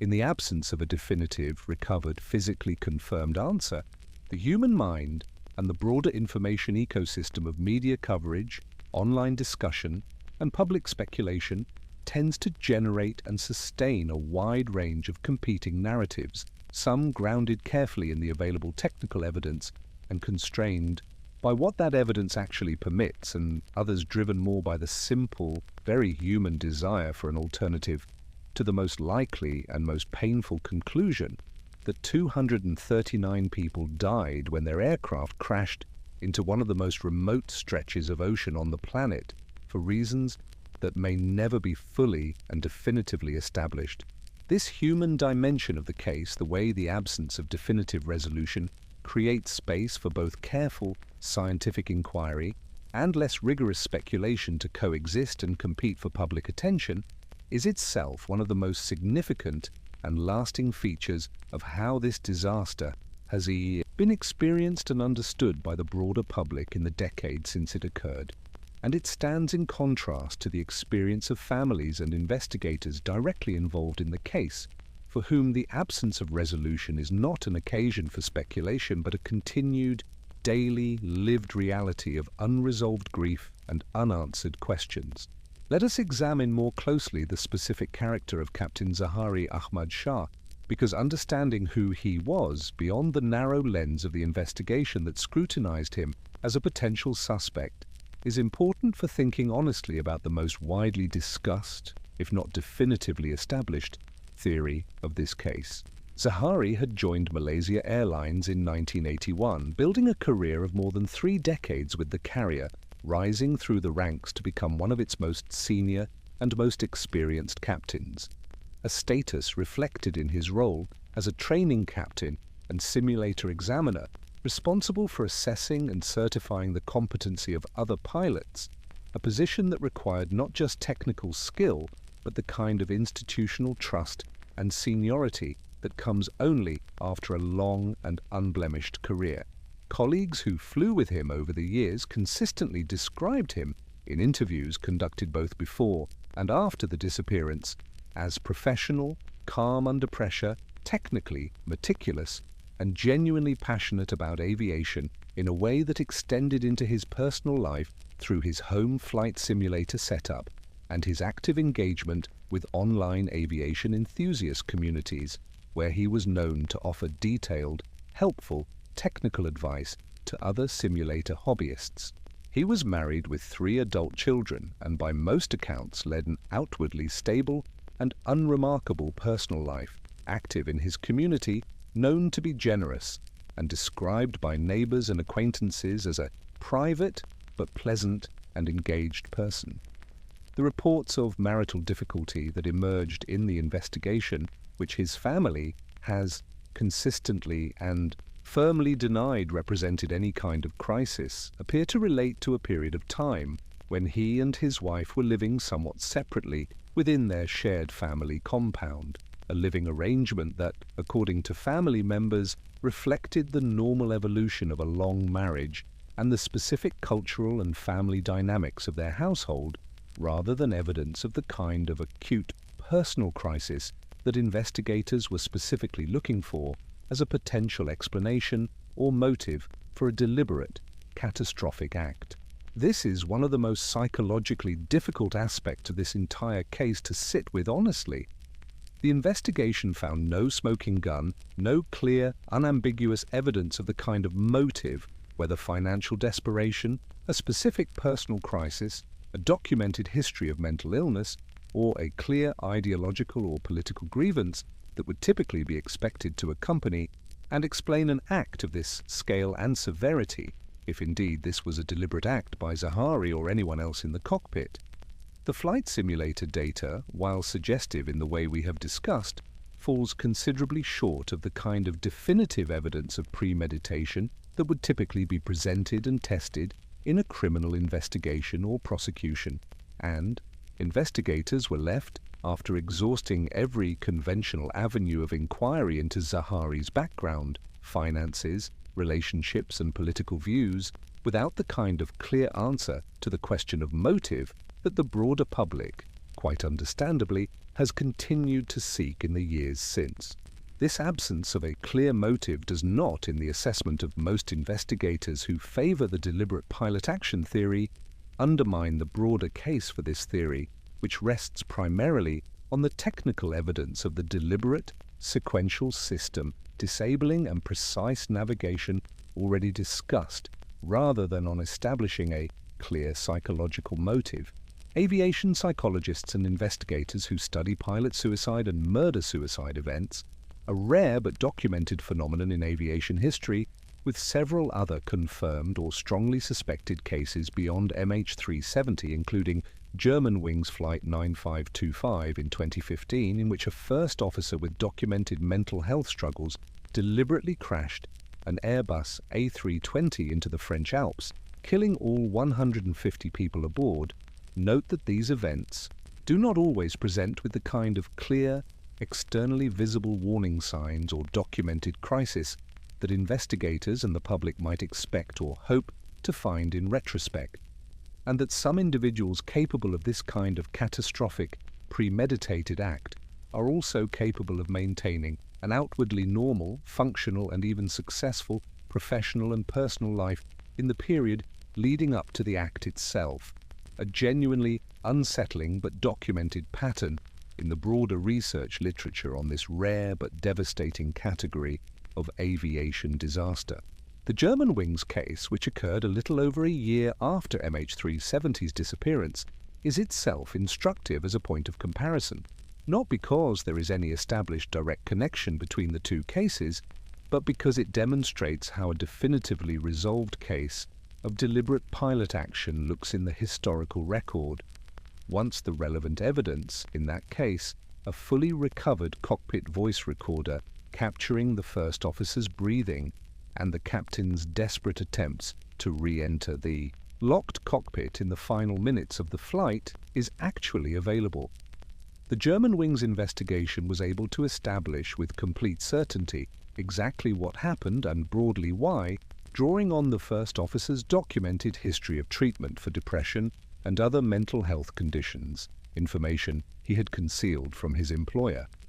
MH370 lacking any equivalent direct evidence. Recovered cockpit voice recorder, recovered flight data recorder,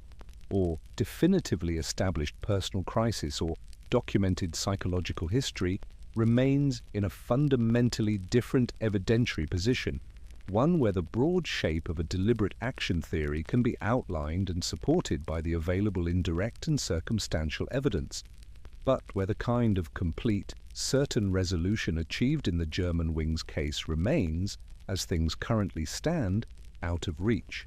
It is worth pausing to consider, in specific human terms, several of the 239 people whose lives were lost on this flight, because the case's technical complexity and its decade-long status as an unresolved mystery can inadvertently work to obscure the fact that this was, before it was a mystery, a catastrophe that ended specific, individual human lives, each with their own history, relationships, and reasons for being on that aircraft on that particular night. Among the passengers were a delegation of Chinese artists and calligraphers, numbering more than 20 individuals, who had been in Kuala Lumpur for an exhibition of their work and were returning home to Beijing together, a group of colleagues and friends within the Chinese contemporary art and calligraphy community whose collective loss devastated this specific artistic and cultural circle in China, with subsequent memorial exhibitions and tributes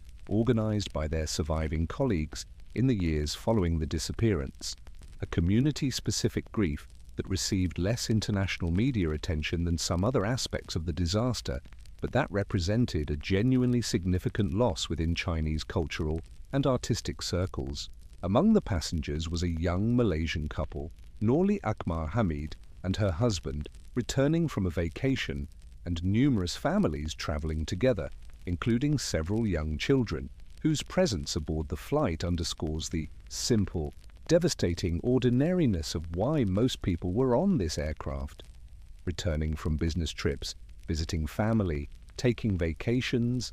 the thousand mundane reasons that fill commercial aircraft every single day, reasons that, for these 227 passengers, never reached their intended ordinary conclusion. Philip Wood, an American passenger working for IBM in Beijing, was one of the relatively small number of Western passengers aboard the flight, and his family, along with the families of the other American, Australian, and European passengers, engaged in their own sustained advocacy efforts in the years following the disappearance, working in some cases in close coordination with the larger and more numerous Chinese family advocacy groups, and in other cases pursuing separate or parallel efforts, including direct engagement with American congressional representatives and aviation safety officials, pressing for continued investigation and search efforts, and for greater transparency from Malaysian authorities regarding what they knew and when, advocacy that contributed over the years to the kind of sustained international pressure that has helped keep this case from fading entirely from official attention and resource allocation, even as the news cycle's attention to it has waxed and waned considerably since the intense initial period of coverage in 2014. The specific role of these family advocacy efforts in keeping this case active, in pressing for the 2018 Ocean Infinity search, and subsequently for the renewed 2024 search effort, deserves to be understood as a genuinely significant factor in the case's continued investigation, separate from and in addition to the technical and scientific work of the engineers, investigators, and independent researchers who have driven the analytical side of the case forward. Without this sustained pressure from families who have refused to allow their loved one's disappearance to be quietly shelved as an unsolved and increasingly historical curiosity, it is genuinely uncertain whether the Malaysian government would have authorized the continued search efforts that have occurred, each of which has required not just technical justification, but political will and financial commitment that family advocacy has played a direct and significant role in generating and sustaining across a full decade. Let us return, in closing this examination, to the technical heart of the mystery one final time, to consider what we have learned about the limits and the genuine achievements of modern aviation investigation through this single, extraordinary case. The Inmarsat engineers who developed the burst frequency offset analysis that established the southern flight path did something that had never been done before in the history of aviation, reverse engineering a usable navigational data set from a satellite communication system that had never been designed or intended to provide this kind of positional tracking information, a genuinely novel piece of applied physics and engineering developed under extraordinary time pressure and with the weight of 239 lives and their families' need for answers driving the urgency of the work. This achievement, alongside the subsequent oceanographic drift modeling, the debris forensic analysis, and the development of increasingly sophisticated autonomous underwater search technology, specifically refined and improved through its application to the MH370 search effort, represents a genuine and lasting contribution to the broader fields of aviation safety, oceanography, and underwater search technology, contributions that have already informed and improved investigative and search capabilities for subsequent aviation incidents, and will likely continue to do so for searches and investigations that have not yet occurred. And yet, for all of this genuine technical achievement, for all of the brilliant and dedicated work of engineers, investigators, and independent researchers across a full decade, the central human question, what happened in that cockpit, and remains unanswered. The aircraft's wreckage remains unrecovered. The flight data recorder and cockpit voice recorder, which could provide the kind of direct, conclusive evidence that resolved the Air France 447 and Germanwings cases, remain somewhere on the floor of the southern Indian Ocean in waters that have, despite searches covering a combined area larger than many nations, not yet given up their answer. It is worth examining in more technical detail than we have so far exactly how investigators calculated the aircraft's probable fuel endurance and the resulting constraints this placed on the search area, because this calculation represents one of the more intricate pieces of analysis underlying the entire search effort, and understanding its specific assumptions helps explain both why the search area has been as large as it has been and why it has, despite this scale, still potentially missed the aircraft's actual resting place. At takeoff, MH370 was carrying fuel calculated to be sufficient for the planned flight to Beijing, plus the standard regulatory reserve required for diversions to an alternate airport and additional holding time, a total fuel load that investigators were able to establish with precision based on Malaysia Airlines' own fueling records and standard operating procedures for this specific route. Working from this known starting fuel quantity and combining it with detailed performance data for the Boeing 777's Rolls-Royce Trent 800 series engines, data that Boeing and Rolls-Royce provided to investigators covering fuel consumption rates across the full range of possible altitudes, speeds, and power settings the aircraft could have flown during its diversion, investigators were able to model a range of possible total flight durations and correspondingly a range of possible maximum distances. The aircraft could have traveled from its last confirmed position before fuel exhaustion would have forced an end to powered flight. This fuel modeling was complicated by the fundamental uncertainty regarding exactly what altitude, speed, and power settings the aircraft was actually flying at during the unobserved hours of its flight across the Indian Ocean. Since different combinations of these variables produce significantly different fuel consumption rates and correspondingly different maximum range figures, a higher cruising altitude generally produces more fuel-efficient flight and thus greater range, but the earlier discussed radar evidence of an excursion to an unusually high altitude during the initial diversion, if this altitude excursion did in fact occur as the primary radar data suggested, would have consumed fuel at a higher rate during that specific period, complicating the overall fuel calculation for the flight's later, unobserved hours. The investigators ultimately settled on a range of probable flight endurance scenarios, generally clustering around a total flight time of 7 to 8 hours from takeoff, which, combined with the established satellite handshake timing showing the final partial handshake at 8:19 a.m., approximately 7 hours and 38 minutes after takeoff, provided reasonably strong, if not perfectly precise, corroboration that the fuel exhaustion and the final satellite handshake were closely related events occurring at approximately the same time, lending confidence to the overall framework being used to calculate the aircraft's most probable final position along the seventh arc. This same fuel modeling work also informed investigators' assessment of the probable speed the aircraft was traveling during its long flight across the Indian Ocean, since the relationship between speed, altitude, and fuel consumption, combined with the total distance the aircraft needed to travel to be consistent with each of the 7 satellite handshake arcs occurring at their actual recorded times, allowed investigators to narrow down the plausible range of cruising speeds the aircraft could have maintained, with most analyses converging on a cruising speed in the range of approximately 400 to 450 knots, broadly consistent with the 777's normal long-range cruise speed, lending further support to the overall theory that the aircraft flew in a relatively normal stable cruise configuration for the majority of its extended flight, rather than at some unusual or extreme speed that might suggest a different kind of flight profile or scenario. The specific mathematics connecting fuel endurance, cruising speed, and the satellite arc positions is precise enough that it has allowed investigators to establish reasonably confident outer boundaries for how far from the 7th arc, in either direction along the arc's curve, the aircraft's actual final position could plausibly be,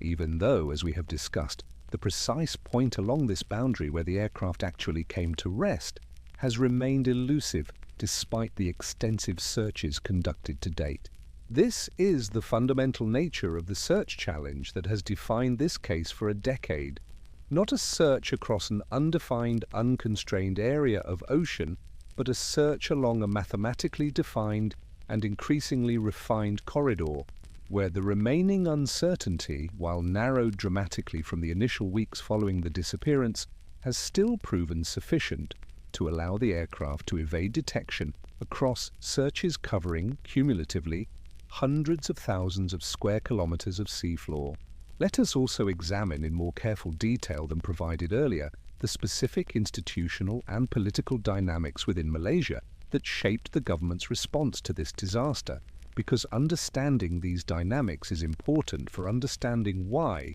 the early investigation proceeded as confusingly and, in the assessment of many international aviation safety experts and the families themselves, as inadequately as it did.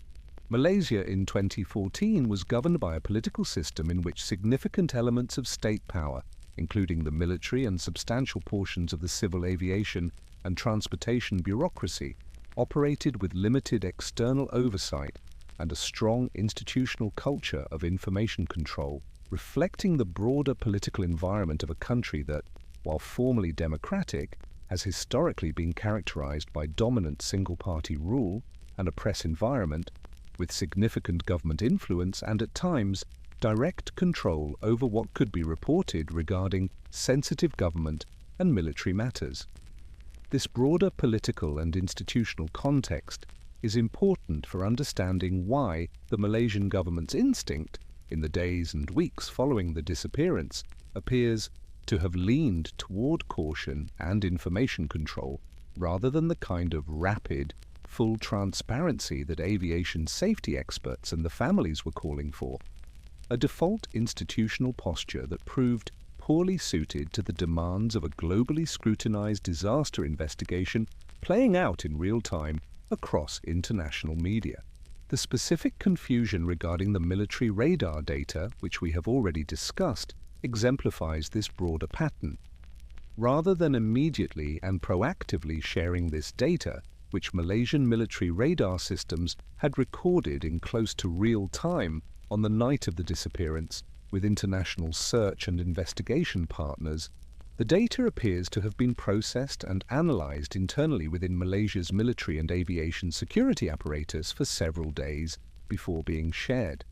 A delay that several international aviation officials involved in the early search coordination efforts have described in subsequent interviews and testimony as a significant contributing factor to the initial search effort being misdirected toward the South China Sea for the first week following the disappearance.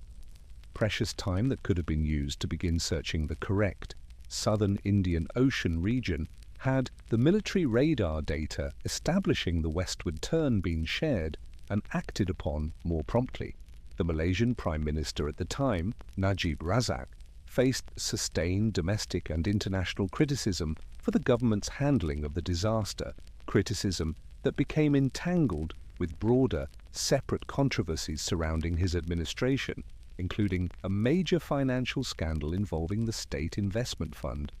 the Malaysia Development Berhad, known as 1MDB, which would, in the years following MH370's disappearance, become one of the largest financial corruption scandals in modern history, ultimately resulting in Najib's conviction and imprisonment on corruption charges in 2020, a sequence of events that, while not directly connected to the MH370 investigation itself, contributed to a broader public and international perception of the Najib government as one characterized by significant institutional opacity and a troubling relationship with transparency and accountability, a perception that inevitably colored how the government's handling of the MH370 crisis was perceived and assessed, both within Malaysia and internationally. The replacement of the Najib government in Malaysia's 2018 general election,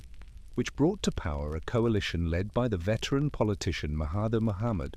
who had previously served as Malaysia's Prime Minister for more than 2 decades in an earlier period, created an opportunity for some reassessment of the MH370 investigation's conduct and findings, and it was under this new government that the 2018 Ocean Infinity search was authorized, and that the comprehensive final investigation report, with its notably more candid acknowledgement of the fundamental uncertainty remaining in the case, was released, suggesting that at least some of the earlier institutional reluctance toward full transparency may have been specifically associated with the political dynamics and pressures of the Najib administration, rather than representing an unchangeable, permanent feature of how the Malaysian state would handle this case going forward. It's worth examining the specific contents of the 2018 final investigation report in more detail,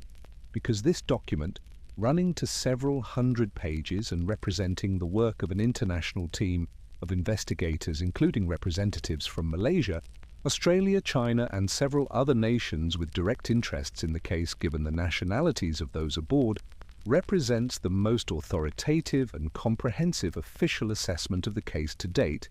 and its specific findings, and equally significantly its specific acknowledged limitations, deserve careful attention. The report's safety investigation team explicitly stated that they had been unable to identify the specific cause of the loss of MH370, a deliberately and carefully chosen formulation that reflects the international civil aviation investigation community's general practice of focusing safety investigations on identifiable, addressable causes that can inform future aviation safety improvements rather than on definitively assigning culpability or motive in the way a criminal investigation would.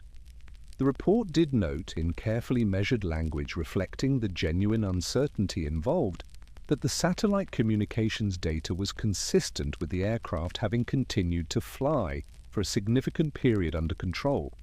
and that the specific manner in which various aircraft systems had been disabled was generally not consistent with the kinds of system failures that would be expected from a simple, single mechanical or electrical fault.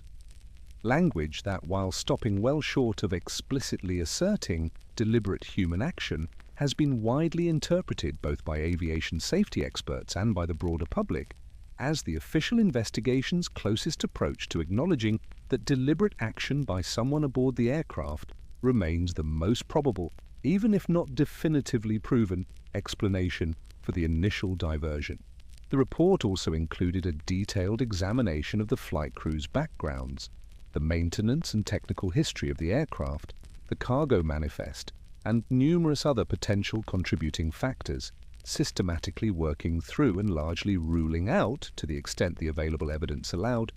alternative explanations involving mechanical failure, cargo-related, fire or hazard, particularly given the lithium-ion battery shipment aboard the flight, which received specific and detailed examination, given the documented fire risk associated with lithium-ion batteries in aviation contexts, established by several other aviation incidents involving cargo fires traced to lithium battery shipments, though investigators ultimately concluded that the specific quantity and packaging of the batteries aboard MH370 made a catastrophic, rapidly developing cargo fire of the kind that could explain the systematic, sequential disabling of cockpit systems within the observed time frame, a less probable, though not entirely impossible, explanation compared to the deliberate action scenario. The report's authors also specifically and directly addressed and rejected as unsupported by the available evidence several of the more speculative theories that had circulated in public discourse,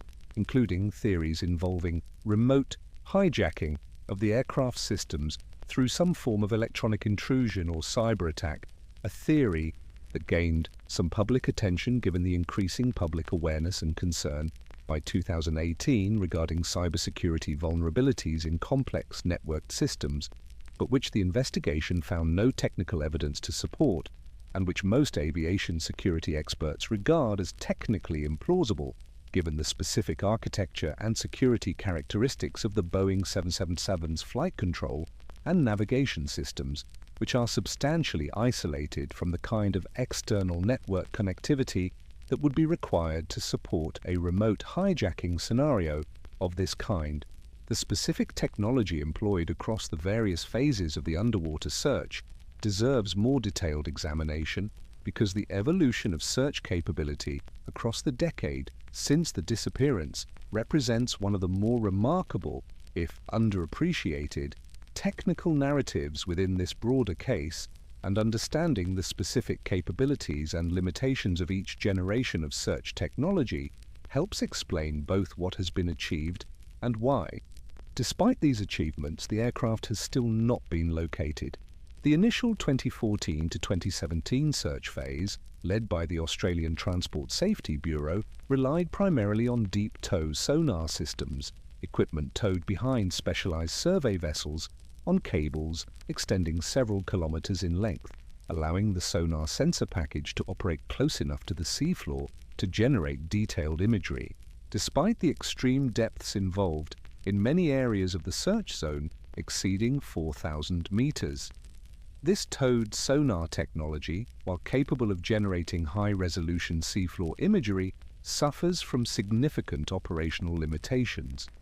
The towing vessel must move slowly and carefully to maintain the towed sensor package at the correct depth and orientation relative to the seafloor, particularly across the kind of varied and often extreme underwater terrain, including steep underwater mountains, volcanic ridges, and canyon systems that characterizes significant portions of the search area within the southern Indian Ocean, terrain that was itself only mapped in detail for the first time as part of this search effort, since this remote region of ocean floor had never previously been subject to this kind of detailed bathymetric survey.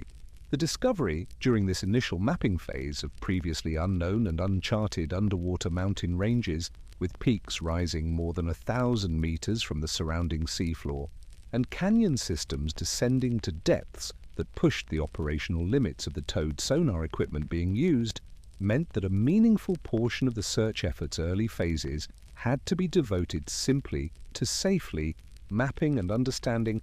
this extraordinarily complex and previously unexplored underwater terrain before the more detailed search for aircraft wreckage specifically could proceed safely and effectively across the most challenging sections of the search zone, a kind of forced, parallel oceanographic exploration mission undertaken as a necessary precursor to the actual search objective.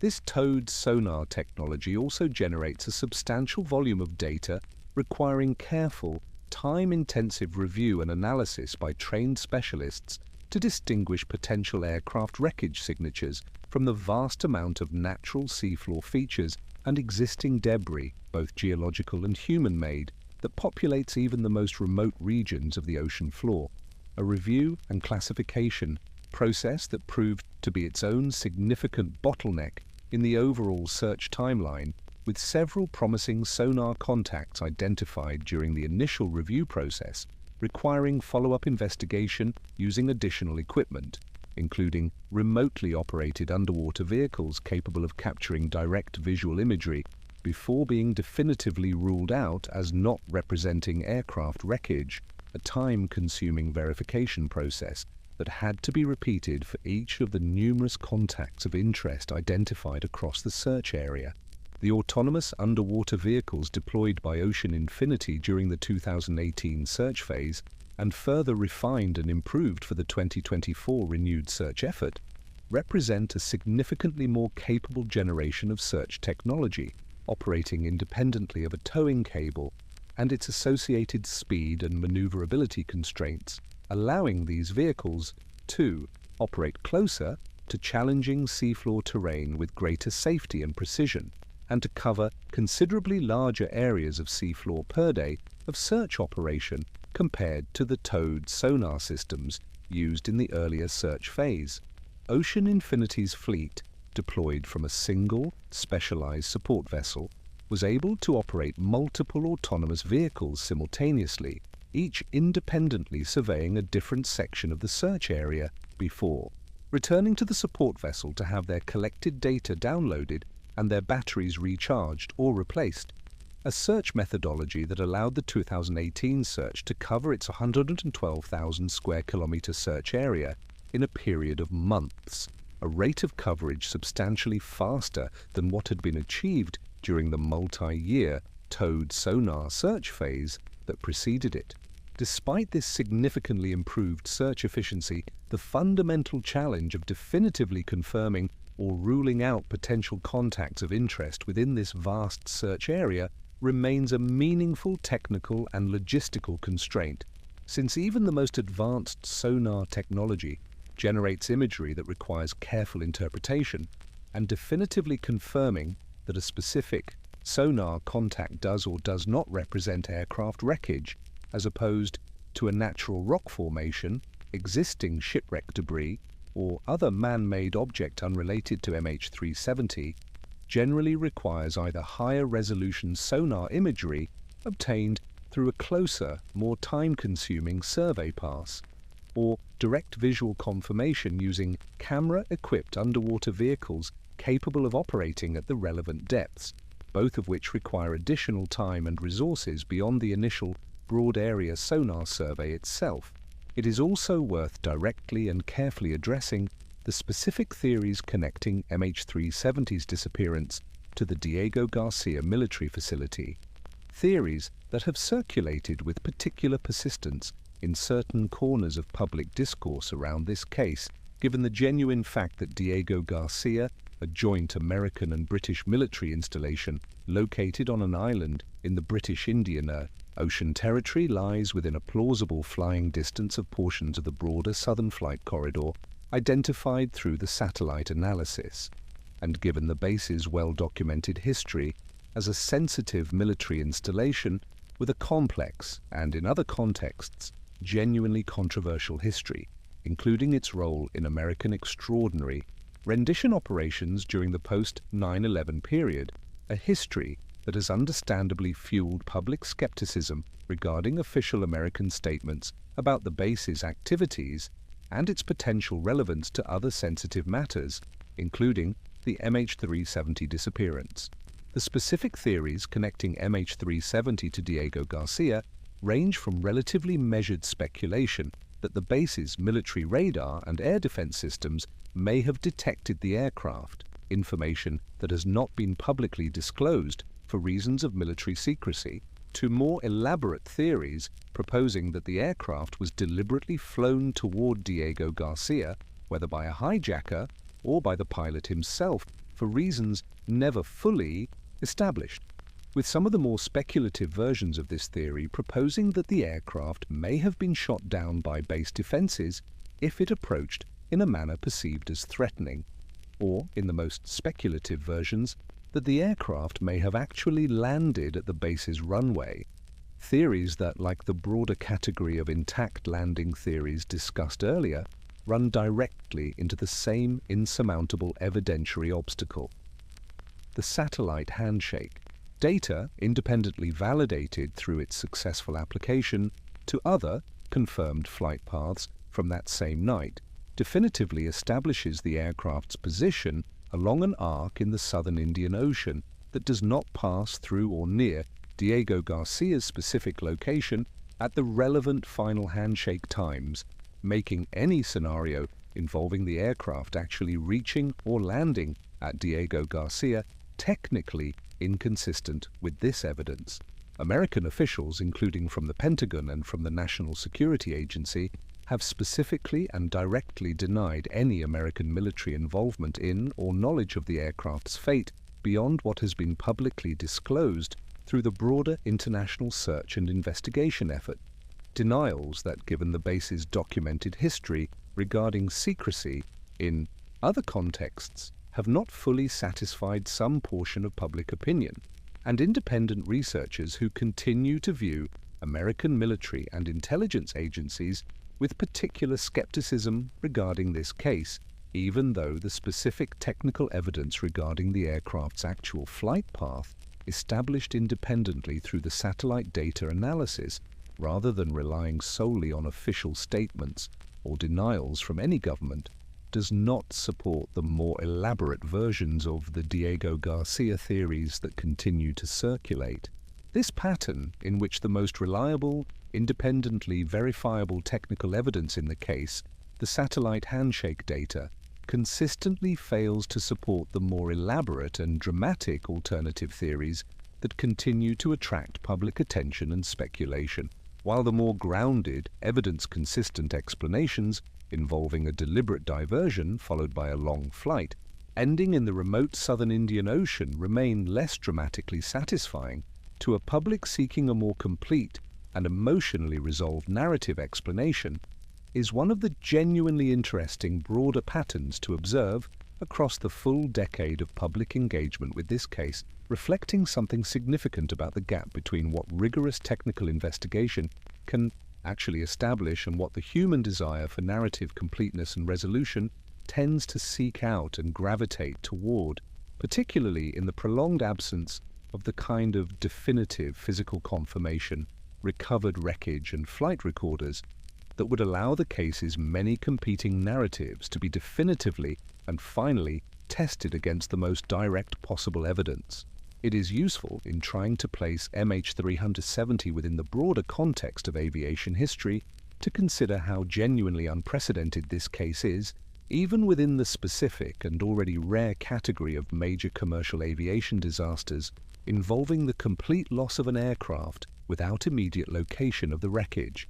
Prior to MH370, the most significant comparable case was the previously discussed Air France Flight 447, which took nearly 2 years to locate, a search that, while extensive and technically demanding, was conducted within a search area considerably smaller and considerably better constrained by available evidence, including a known last radar position considerably closer to the aircraft's eventual crash site, and debris recovered considerably more quickly after the crash, within days rather than the 16 months it took for the first confirmed MH370 debris to be found, allowing investigators in the Air France case to narrow their search area with considerably greater precision and confidence than has proven possible for MH370. The specific combination of factors that have made MH370 so uniquely difficult to resolve, the deliberate disabling of the aircraft's normal tracking and communication systems, removing the kind of real-time radar and ACARS data that would normally be available to investigators in a conventional aviation accident.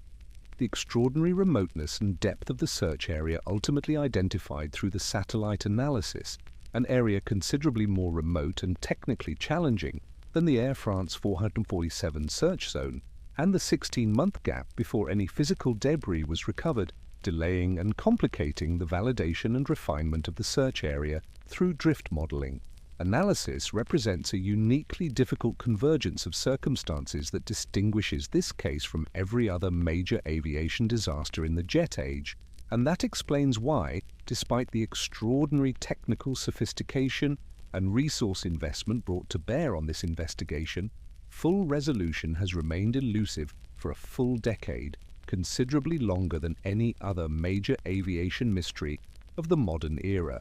There is a further technical dimension of this case worth examining, the specific question of what role, if any, the aircraft's auxiliary power unit, a small jet engine located in the tail of the aircraft, used to provide electrical power and start the main engines when the aircraft is on the ground or in certain emergency situations, played in the final stages of the flight, because the specific pattern of the final partial satellite handshake at 8:19 a.m. has been interpreted by investigators as most likely resulting from a power interruption and restoration consistent with the auxiliary power unit automatically starting in response to a loss of power from the main engines, providing a brief restoration of electrical power to various aircraft systems, including the satellite communication unit, before the auxiliary power unit itself, lacking its own independent fuel supply, separate from the aircraft's main fuel tanks, which would by this point have been fully exhausted, also lost power within a matter of minutes, consistent with the partial, incomplete nature of this final handshake compared to the more complete handshakes recorded earlier in the flight. This technical interpretation of the final handshake has been used by investigators to support the conclusion that the aircraft's main engines flamed out from fuel exhaustion at a time very close to this final handshake, providing one of the more technically grounded anchor points for the overall fuel and flight duration modeling discussed earlier. And it also carries a further, more sobering technical implication regarding the aircraft's likely final moments. An aircraft experiencing fuel exhaustion in both engines simultaneously, as would be expected given they would have been drawing from a shared or similarly depleted fuel supply,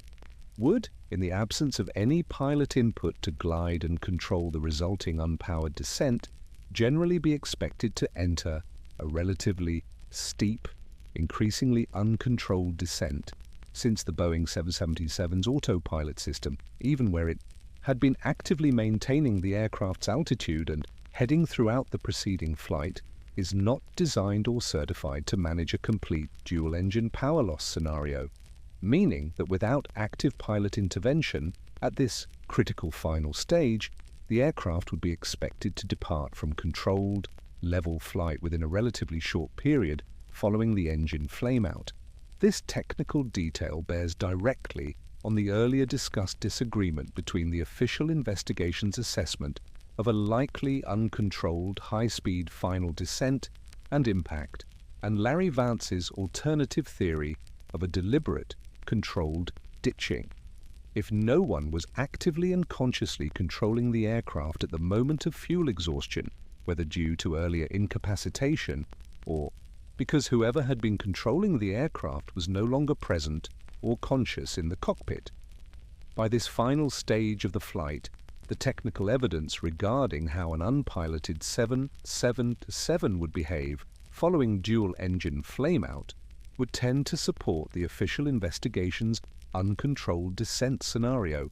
while Vance's controlled ditching theory requires that someone remained conscious, present, and actively flying the aircraft all the way through this final, critical phase of the flight, a scenario that is not technically impossible,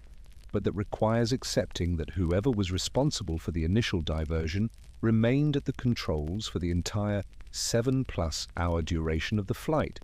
rather than the alternative scenario, also consistent with much of the available evidence, in which an initial deliberate action set the aircraft on its final course before the person responsible either became incapacitated, left the cockpit,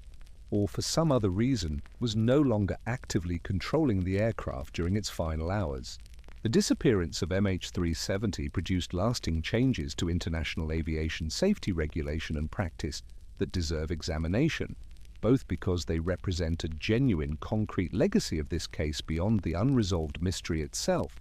and because understanding these changes helps illustrate just how significant a gap in aviation safety practice this disaster exposed, a gap that had existed largely unaddressed throughout the entire prior history of commercial jet aviation. Prior to MH370, international aviation regulations did not require commercial aircraft to be equipped with tracking systems capable of maintaining contact independent of crew action or of withstanding the kind of deliberate system disabling that investigators believe occurred aboard MH370, an extraordinary regulatory gap when considered in retrospect. An aircraft carrying hundreds of passengers across remote ocean regions could, prior to the regulatory changes prompted by this disaster, simply disappear from all tracking and communication systems through relatively straightforward cockpit actions, with no independent tamper-resistant system in place to maintain even basic position tracking in such a scenario.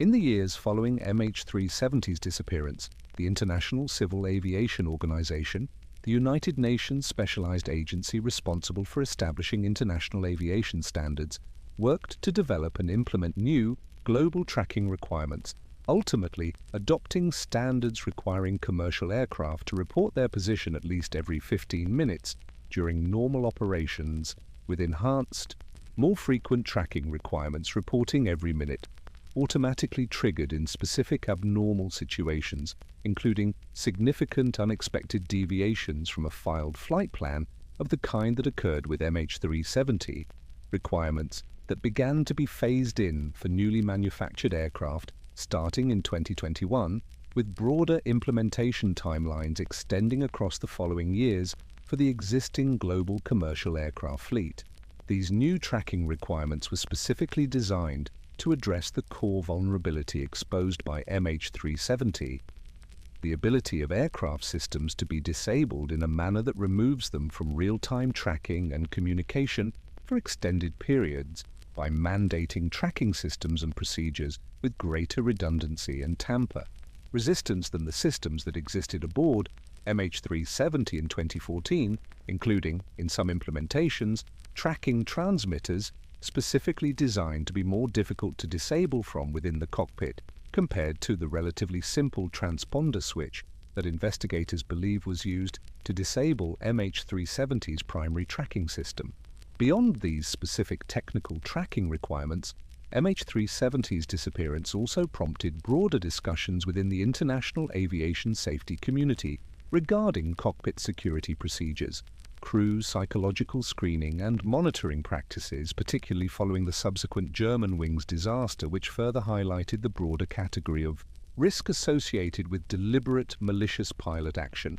and the specific protocols governing how flight data, including black box data, might eventually be transmitted in real time or near real time, rather than relying solely on physical recovery of the flight recorders following an accident, a technical capability that, had it existed and been required aboard MH370, could have provided investigators with considerably more direct and immediate evidence regarding the aircraft's fate and the cause of its disappearance, rather than requiring the decade-long, still incomplete physical search effort that has instead defined this case. The development of these enhanced black box and flight data transmission technologies has continued in the years since MH370's disappearance, with several aircraft manufacturers and avionics companies developing and beginning to deploy systems capable of streaming critical flight data to ground-based systems in real time or triggering automatic data transmission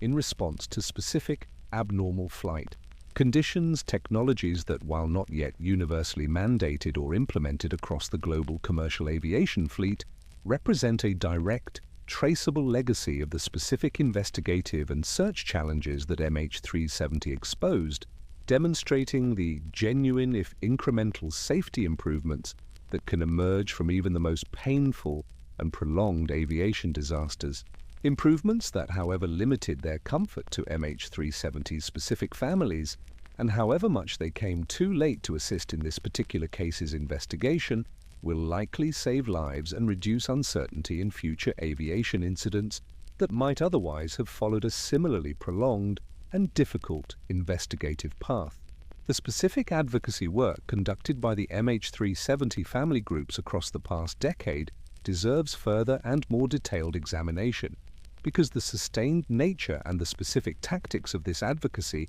represent a genuinely significant case study in how affected families can shape and sustain the institutional and political attention given to an unresolved disaster across a time frame considerably longer than the typical news cycle's attention span would normally support. The Chinese Family Association, representing the largest single national group among the families, developed over the years a sophisticated and sustained advocacy operation, including regular meetings with Malaysian and Chinese officials, commissioned independent technical reviews of search data and methodology, organized public demonstrations and media campaigns, particularly around significant anniversary dates, and pursued legal action in multiple jurisdictions, including litigation filed in the United States against Boeing, alleging that defects or vulnerabilities in the aircraft's systems may have contributed to the disappearance, litigation that, like much of the broader legal landscape surrounding this case, has proceeded slowly and with limited definitive resolution, constrained by the same fundamental uncertainty regarding the actual cause of the disappearance that has characterized every other dimension of this case. Grace Subbathirai Nathan, a Malaysian lawyer whose mother, Anne Daisy, was aboard MH370, became one of the most prominent and sustained voices among the international family advocacy community, using her legal training to engage directly and in detail with the technical aspects of the search and investigation, participating in expert briefings, publishing detailed analysis of search methodology and findings, and serving as a consistent, articulate, public voice, pressing Malaysian authorities for continued search efforts and greater transparency throughout the years when official search activity was suspended between 2018 and the 2024 announcement of renewed search efforts, a period during which sustained advocacy from family members like Nathan was widely credited by aviation journalists and officials who have covered this case over the years, with helping to keep sufficient political and public pressure alive to eventually secure Malaysian government agreement to the renewed search effort, despite the absence of any major new technical breakthrough during this intervening period, beyond the continued refinement of independent analytical work like Richard Godfrey's radio propagation research. The specific emotional and psychological toll of this sustained, decade-long advocacy work on the family members who have carried it forward, work that requires them to remain continuously and deeply engaged with the technical details and ongoing uncertainty surrounding their loved ones' deaths, rather than allowing whatever natural process of grieving and gradual emotional distance that typically follows a loss to proceed without this additional burden, has been documented in interviews conducted with various family members over the years, many of whom have described both the genuine psychological difficulty of this sustained engagement and an equally genuine sense that this advocacy work, exhausting and painful as it has been, has provided a necessary and meaningful outlet and purpose in the absence of the more conventional grieving process that a confirmed, resolved loss would typically allow. A complex and difficult psychological reality that researchers studying ambiguous loss in the specific context of mass disaster events have identified as a common, if difficult, pattern among families navigating losses of this particular, prolonged, and unresolved character. The 2024 announcement of renewed search efforts coming on the 10th anniversary of the disappearance represented a significant moment for these family advocacy groups, validating years of sustained pressure and providing renewed hope, however cautious and tempered by the experience of two previous unsuccessful major search phases that the specific, more precisely targeted search area identified through the continued refinement of analytical models, including elements of the independent research conducted by Godfrey and others, might finally succeed where the previous larger search efforts had not. The specific technical basis for this renewed, more narrowly targeted 2024 search area reflects a decade of accumulated analytical refinement. Continued reanalysis of the original satellite handshake data using improved mathematical models and computing techniques developed since the original 2014 analysis. The incorporation of additional oceanographic drift modeling, refined through years of additional research into southern Indian Ocean current patterns conducted partly using data gathered specifically in response to the MH370 search itself, since the extensive search and debris recovery effort generated, as something of a secondary benefit, a substantially improved scientific understanding of this remote and previously understudied ocean regions, current and drift patterns, and the incorporation of Godfrey's independent radio propagation analysis, which, while still regarded with some methodological caution by certain investigators, given its novel and unconventional approach, has nonetheless been taken seriously enough by Malaysian authorities and by Ocean Infinity to inform the specific boundaries of this renewed search area. It is genuinely impossible, at the time of this telling, to know whether this renewed 2024 search effort will succeed where the previous two major search phases did not, and there is a sober, sustained acknowledgement among investigators, technical experts, and the family advocacy community itself that the area being searched, while informed by a decade of accumulated analytical refinement, still represents a probabilistic best estimate rather than a definitively established location, an estimate that, however more refined and more carefully constructed than the original broader search areas covered between 2014 and 2018, remains subject to the same fundamental category of uncertainty that has defined this entire case from its earliest days. An aircraft whose final position can be constrained and narrowed through increasingly sophisticated analysis, but never, in the absence of actually locating the wreckage itself, definitively and certainly established. There is a particular intellectual discipline required to sit honestly with a case like this one, a discipline that is worth naming directly before we draw our examination to its close, because the temptation, in any case this complex and this prolonged, is to resolve the discomfort of genuine uncertainty by gravitating toward whichever theory feels most narratively satisfying or most consistent with one's prior assumptions about human nature, institutional competence, or the trustworthiness of official investigations, rather than maintaining the harder, more honest position of acknowledging precisely what the evidence does and does not establish. The evidence does establish, with a very high degree of confidence grounded in multiple independent and mutually corroborating lines of technical analysis, that MH370 was deliberately diverted from its planned flight path by some form of human action originating within the cockpit, that this diversion involved the systematic, sequential disabling of the aircraft's normal communication and tracking systems, that the aircraft subsequently flew for more than 6 additional hours along a path that took it into the remote southern Indian Ocean, and that it most probably crashed in this region when its fuel was exhausted, a conclusion supported by confirmed physical debris recovered across multiple sites along the eastern African coastline and Indian Ocean islands, debris whose drift characteristics are consistent with an origin point within the broader search corridor established through the satellite analysis. The evidence does not establish, despite a decade of the most extensive aviation investigation ever conducted, who specifically was responsible for this diversion, what their specific motive or state of mind was, whether the same individual or individuals remained in control of the aircraft throughout its full 7-hour flight, or whether control was lost or relinquished at some point before the final fuel exhaustion, the precise location of the aircraft's main wreckage on the ocean floor, or, in the absence of this wreckage and its associated flight recorders, the kind of complete, moment-by-moment account of what occurred in the cockpit that would allow this case to be considered, in the full sense that the term implies for comparable aviation disasters like Air France 447 or German Wings 9525, definitively and completely solved. This is a genuinely uncomfortable epistemic position to occupy, and it is worth acknowledging directly that this discomfort, the specific, sustained frustration of knowing a great deal about a catastrophic event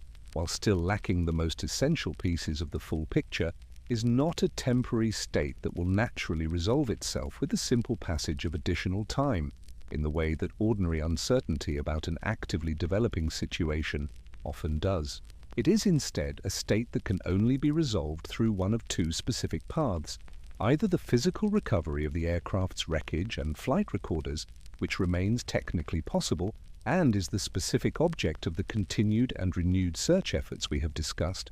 or in the absence of this physical recovery, through some other form of direct evidence, a credible confession, a previously unknown witness account, or some other category of information that has not yet emerged across the case's first decade, and that there is no specific technical reason to expect will necessarily emerge in any predictable time frame going forward. The history of unsolved mysteries in aviation and in other domains suggests that cases of this character, where the central uncertainty rests not on speculation about whether evidence exists, but on the specific, identifiable physical inaccessibility of evidence known to exist in a specific, if imprecisely located place, can sometimes remain unresolved for periods extending considerably beyond what might initially seem plausible, while also, in other cases, being resolved relatively suddenly and unexpectedly, when the specific combination of technology, resources, and renewed attention required to finally access that physical evidence comes together, sometimes decades after the original event, in a manner that retrospectively makes the long intervening period of uncertainty feel, in hindsight, like simply the necessary precursor to an eventual, if delayed, resolution. Whether MH370 will follow this second pattern, eventually joining the list of historical mysteries that were, after a long period of uncertainty, eventually and definitively resolved through the recovery of decisive physical evidence, or whether it will instead join the smaller, but not insignificant category of major historical events that remain permanently and irresolvably uncertain, their central questions never fully answered despite every reasonable effort to answer them, is a question that, as of this telling, simply cannot be predicted with confidence, and that depends on a specific combination of continued technical innovation in deep-sea search technology, continued political will, and financial resources from the Malaysian government and its search partners, and, not insignificantly, a measure of simple chance, the kind of fortunate convergence of a sufficiently narrowed search area with sufficiently capable search technology that, when it aligns, can locate even small, scattered wreckage across an otherwise impossibly vast expanse of remote ocean floor. What can be said with confidence, regardless of how this specific question of eventual physical recovery ultimately resolves, is that the investigation conducted into MH370's disappearance across the past decade represents one of the most rigorous, sustained, and technically sophisticated investigative efforts ever undertaken into any aviation disaster, drawing on the combined expertise of engineers, satellite, communication specialists, oceanographers, aviation safety investigators, and independent researchers from across the world, working, in many cases, without the benefit of the kind of definitive physical evidence that typically anchors and guides aviation accident investigation, and developing, in the process, entirely new analytical techniques and search technologies that did not exist prior to this specific case's unique and unprecedented investigative demands. This investigative effort has not yet succeeded in answering the central question of what happened to Malaysia Airlines Flight 370 and the 239 people aboard it on the night of March 7th into the morning of March 8th, 2014. It has succeeded through the Inmarsat satellite analysis in narrowing the search for that answer from the entirety of the world's oceans to a specific, if still vast, corridor of the southern Indian Ocean. It has succeeded through the recovery and forensic analysis of confirmed aircraft debris in establishing with certainty that the aircraft did crash into this ocean, ending whatever flight it was on, however and for whatever reason that flight occurred.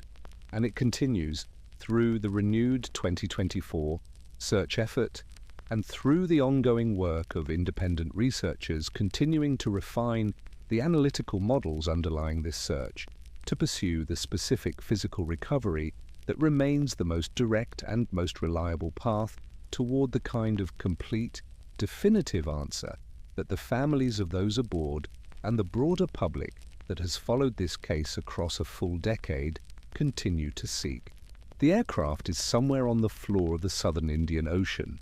It has been there for a decade in waters reaching depths of several thousand meters across some of the most remote and least explored seafloor terrain anywhere on the planet.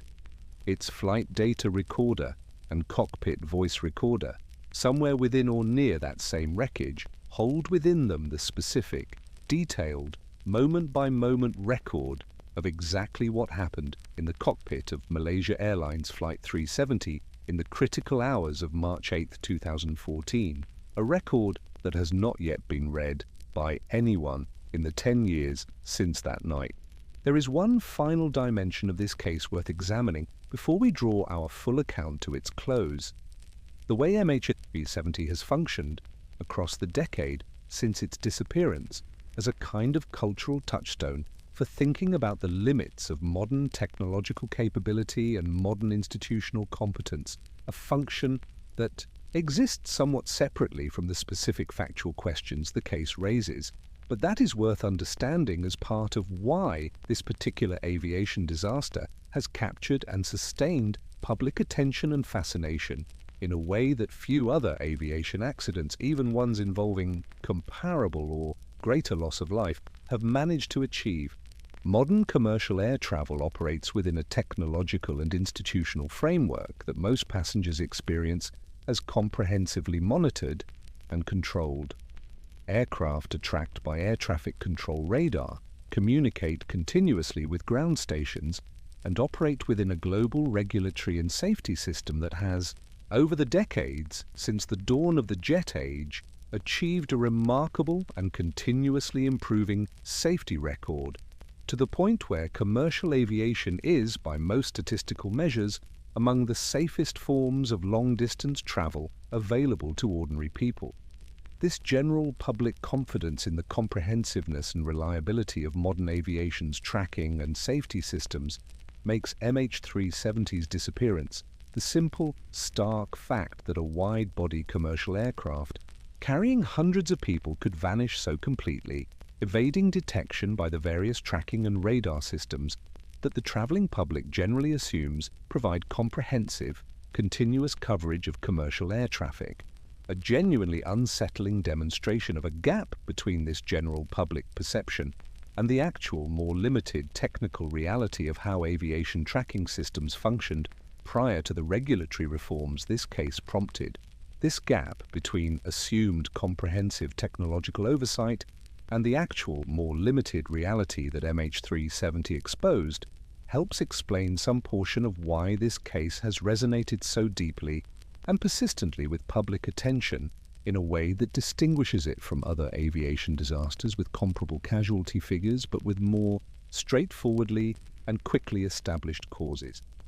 There is something genuinely disorienting for people whose mental model of modern technological infrastructure assumes a baseline level of comprehensive tracking and accountability in confronting the fact that something as large and as significant as a Boeing 777 could simply disappear for hours, for days, ultimately for a full decade, and counting, despite the application of some of the most sophisticated tracking, satellite, and search technology available to modern civilization. This disorientation, this confrontation with the actual more limited boundaries of technological and institutional capability than commonly assumed, sits alongside and is genuinely distinct from the more straightforward and more immediate human tragedy at the center of this case. 239 specific people with names, families, histories, and reasons for being aboard that aircraft whose lives ended in circumstances that remain only partially understood on a night in March 2014, leaving behind families who have spent the subsequent decade in a state of grief complicated and extended by exactly the kind of unresolved uncertainty this entire examination has traced in such extensive technical detail. It is worth holding both of these dimensions of the case in mind simultaneously. the genuinely significant technical and institutional questions this disaster raised and continues to raise about the limits of aviation tracking, search technology, and international institutional cooperation and transparency, and the simple, irreducible human tragedy of 239 lives lost, and the ongoing grief of the families left to navigate a loss without the clarity and finality that most losses, however painful, are typically afforded. The technical fascination this case has generated, the genuine intellectual and scientific achievement represented by the Inmarsat satellite analysis and the broader search effort, should never be allowed to fully eclipse or overshadow this more fundamental human dimension, even as a careful, honest, and thorough examination of the technical. Evidence remains, as it has throughout this account, the most respectful and most substantively useful way of engaging with this case, both for the sake of the families who continue to seek answers and for the sake of the broader aviation safety improvements that a clear-eyed, rigorous understanding of what went wrong and what remains unknown can continue to inform. Malaysia Airlines Flight 370 took off from Kuala Lumpur at 12:41 a.m. on March 8, 2014, carrying 239 people toward an arrival in Beijing that never occurred. Somewhere in the first hour of that flight, in a sequence of events that has been reconstructed in extraordinary technical detail, but never fully and definitively explained,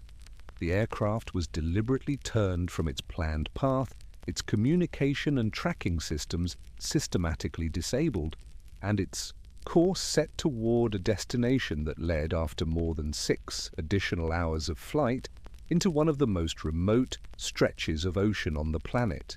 The aircraft is still there. The 239 people aboard it have never been found, and the question of exactly what happened and why. In those critical early minutes, when an ordinary commercial flight became one of the great unresolved mysteries of the modern age, remains, after a decade of the most extensive investigation in aviation history, formally, officially, and genuinely unanswered. The renewed search continues in the waters of the southern Indian Ocean. The families continue their decade-long vigil. And, somewhere beneath thousands of meters of water, in the dark, the aircraft and its 2 black boxes wait for the moment when technology, persistence, and a measure of fortune finally converge to bring this story, after everything, to the kind of ending its passengers, its crew, and the people who loved them have been owed since the early hours of March 8, 2014. Sleep well.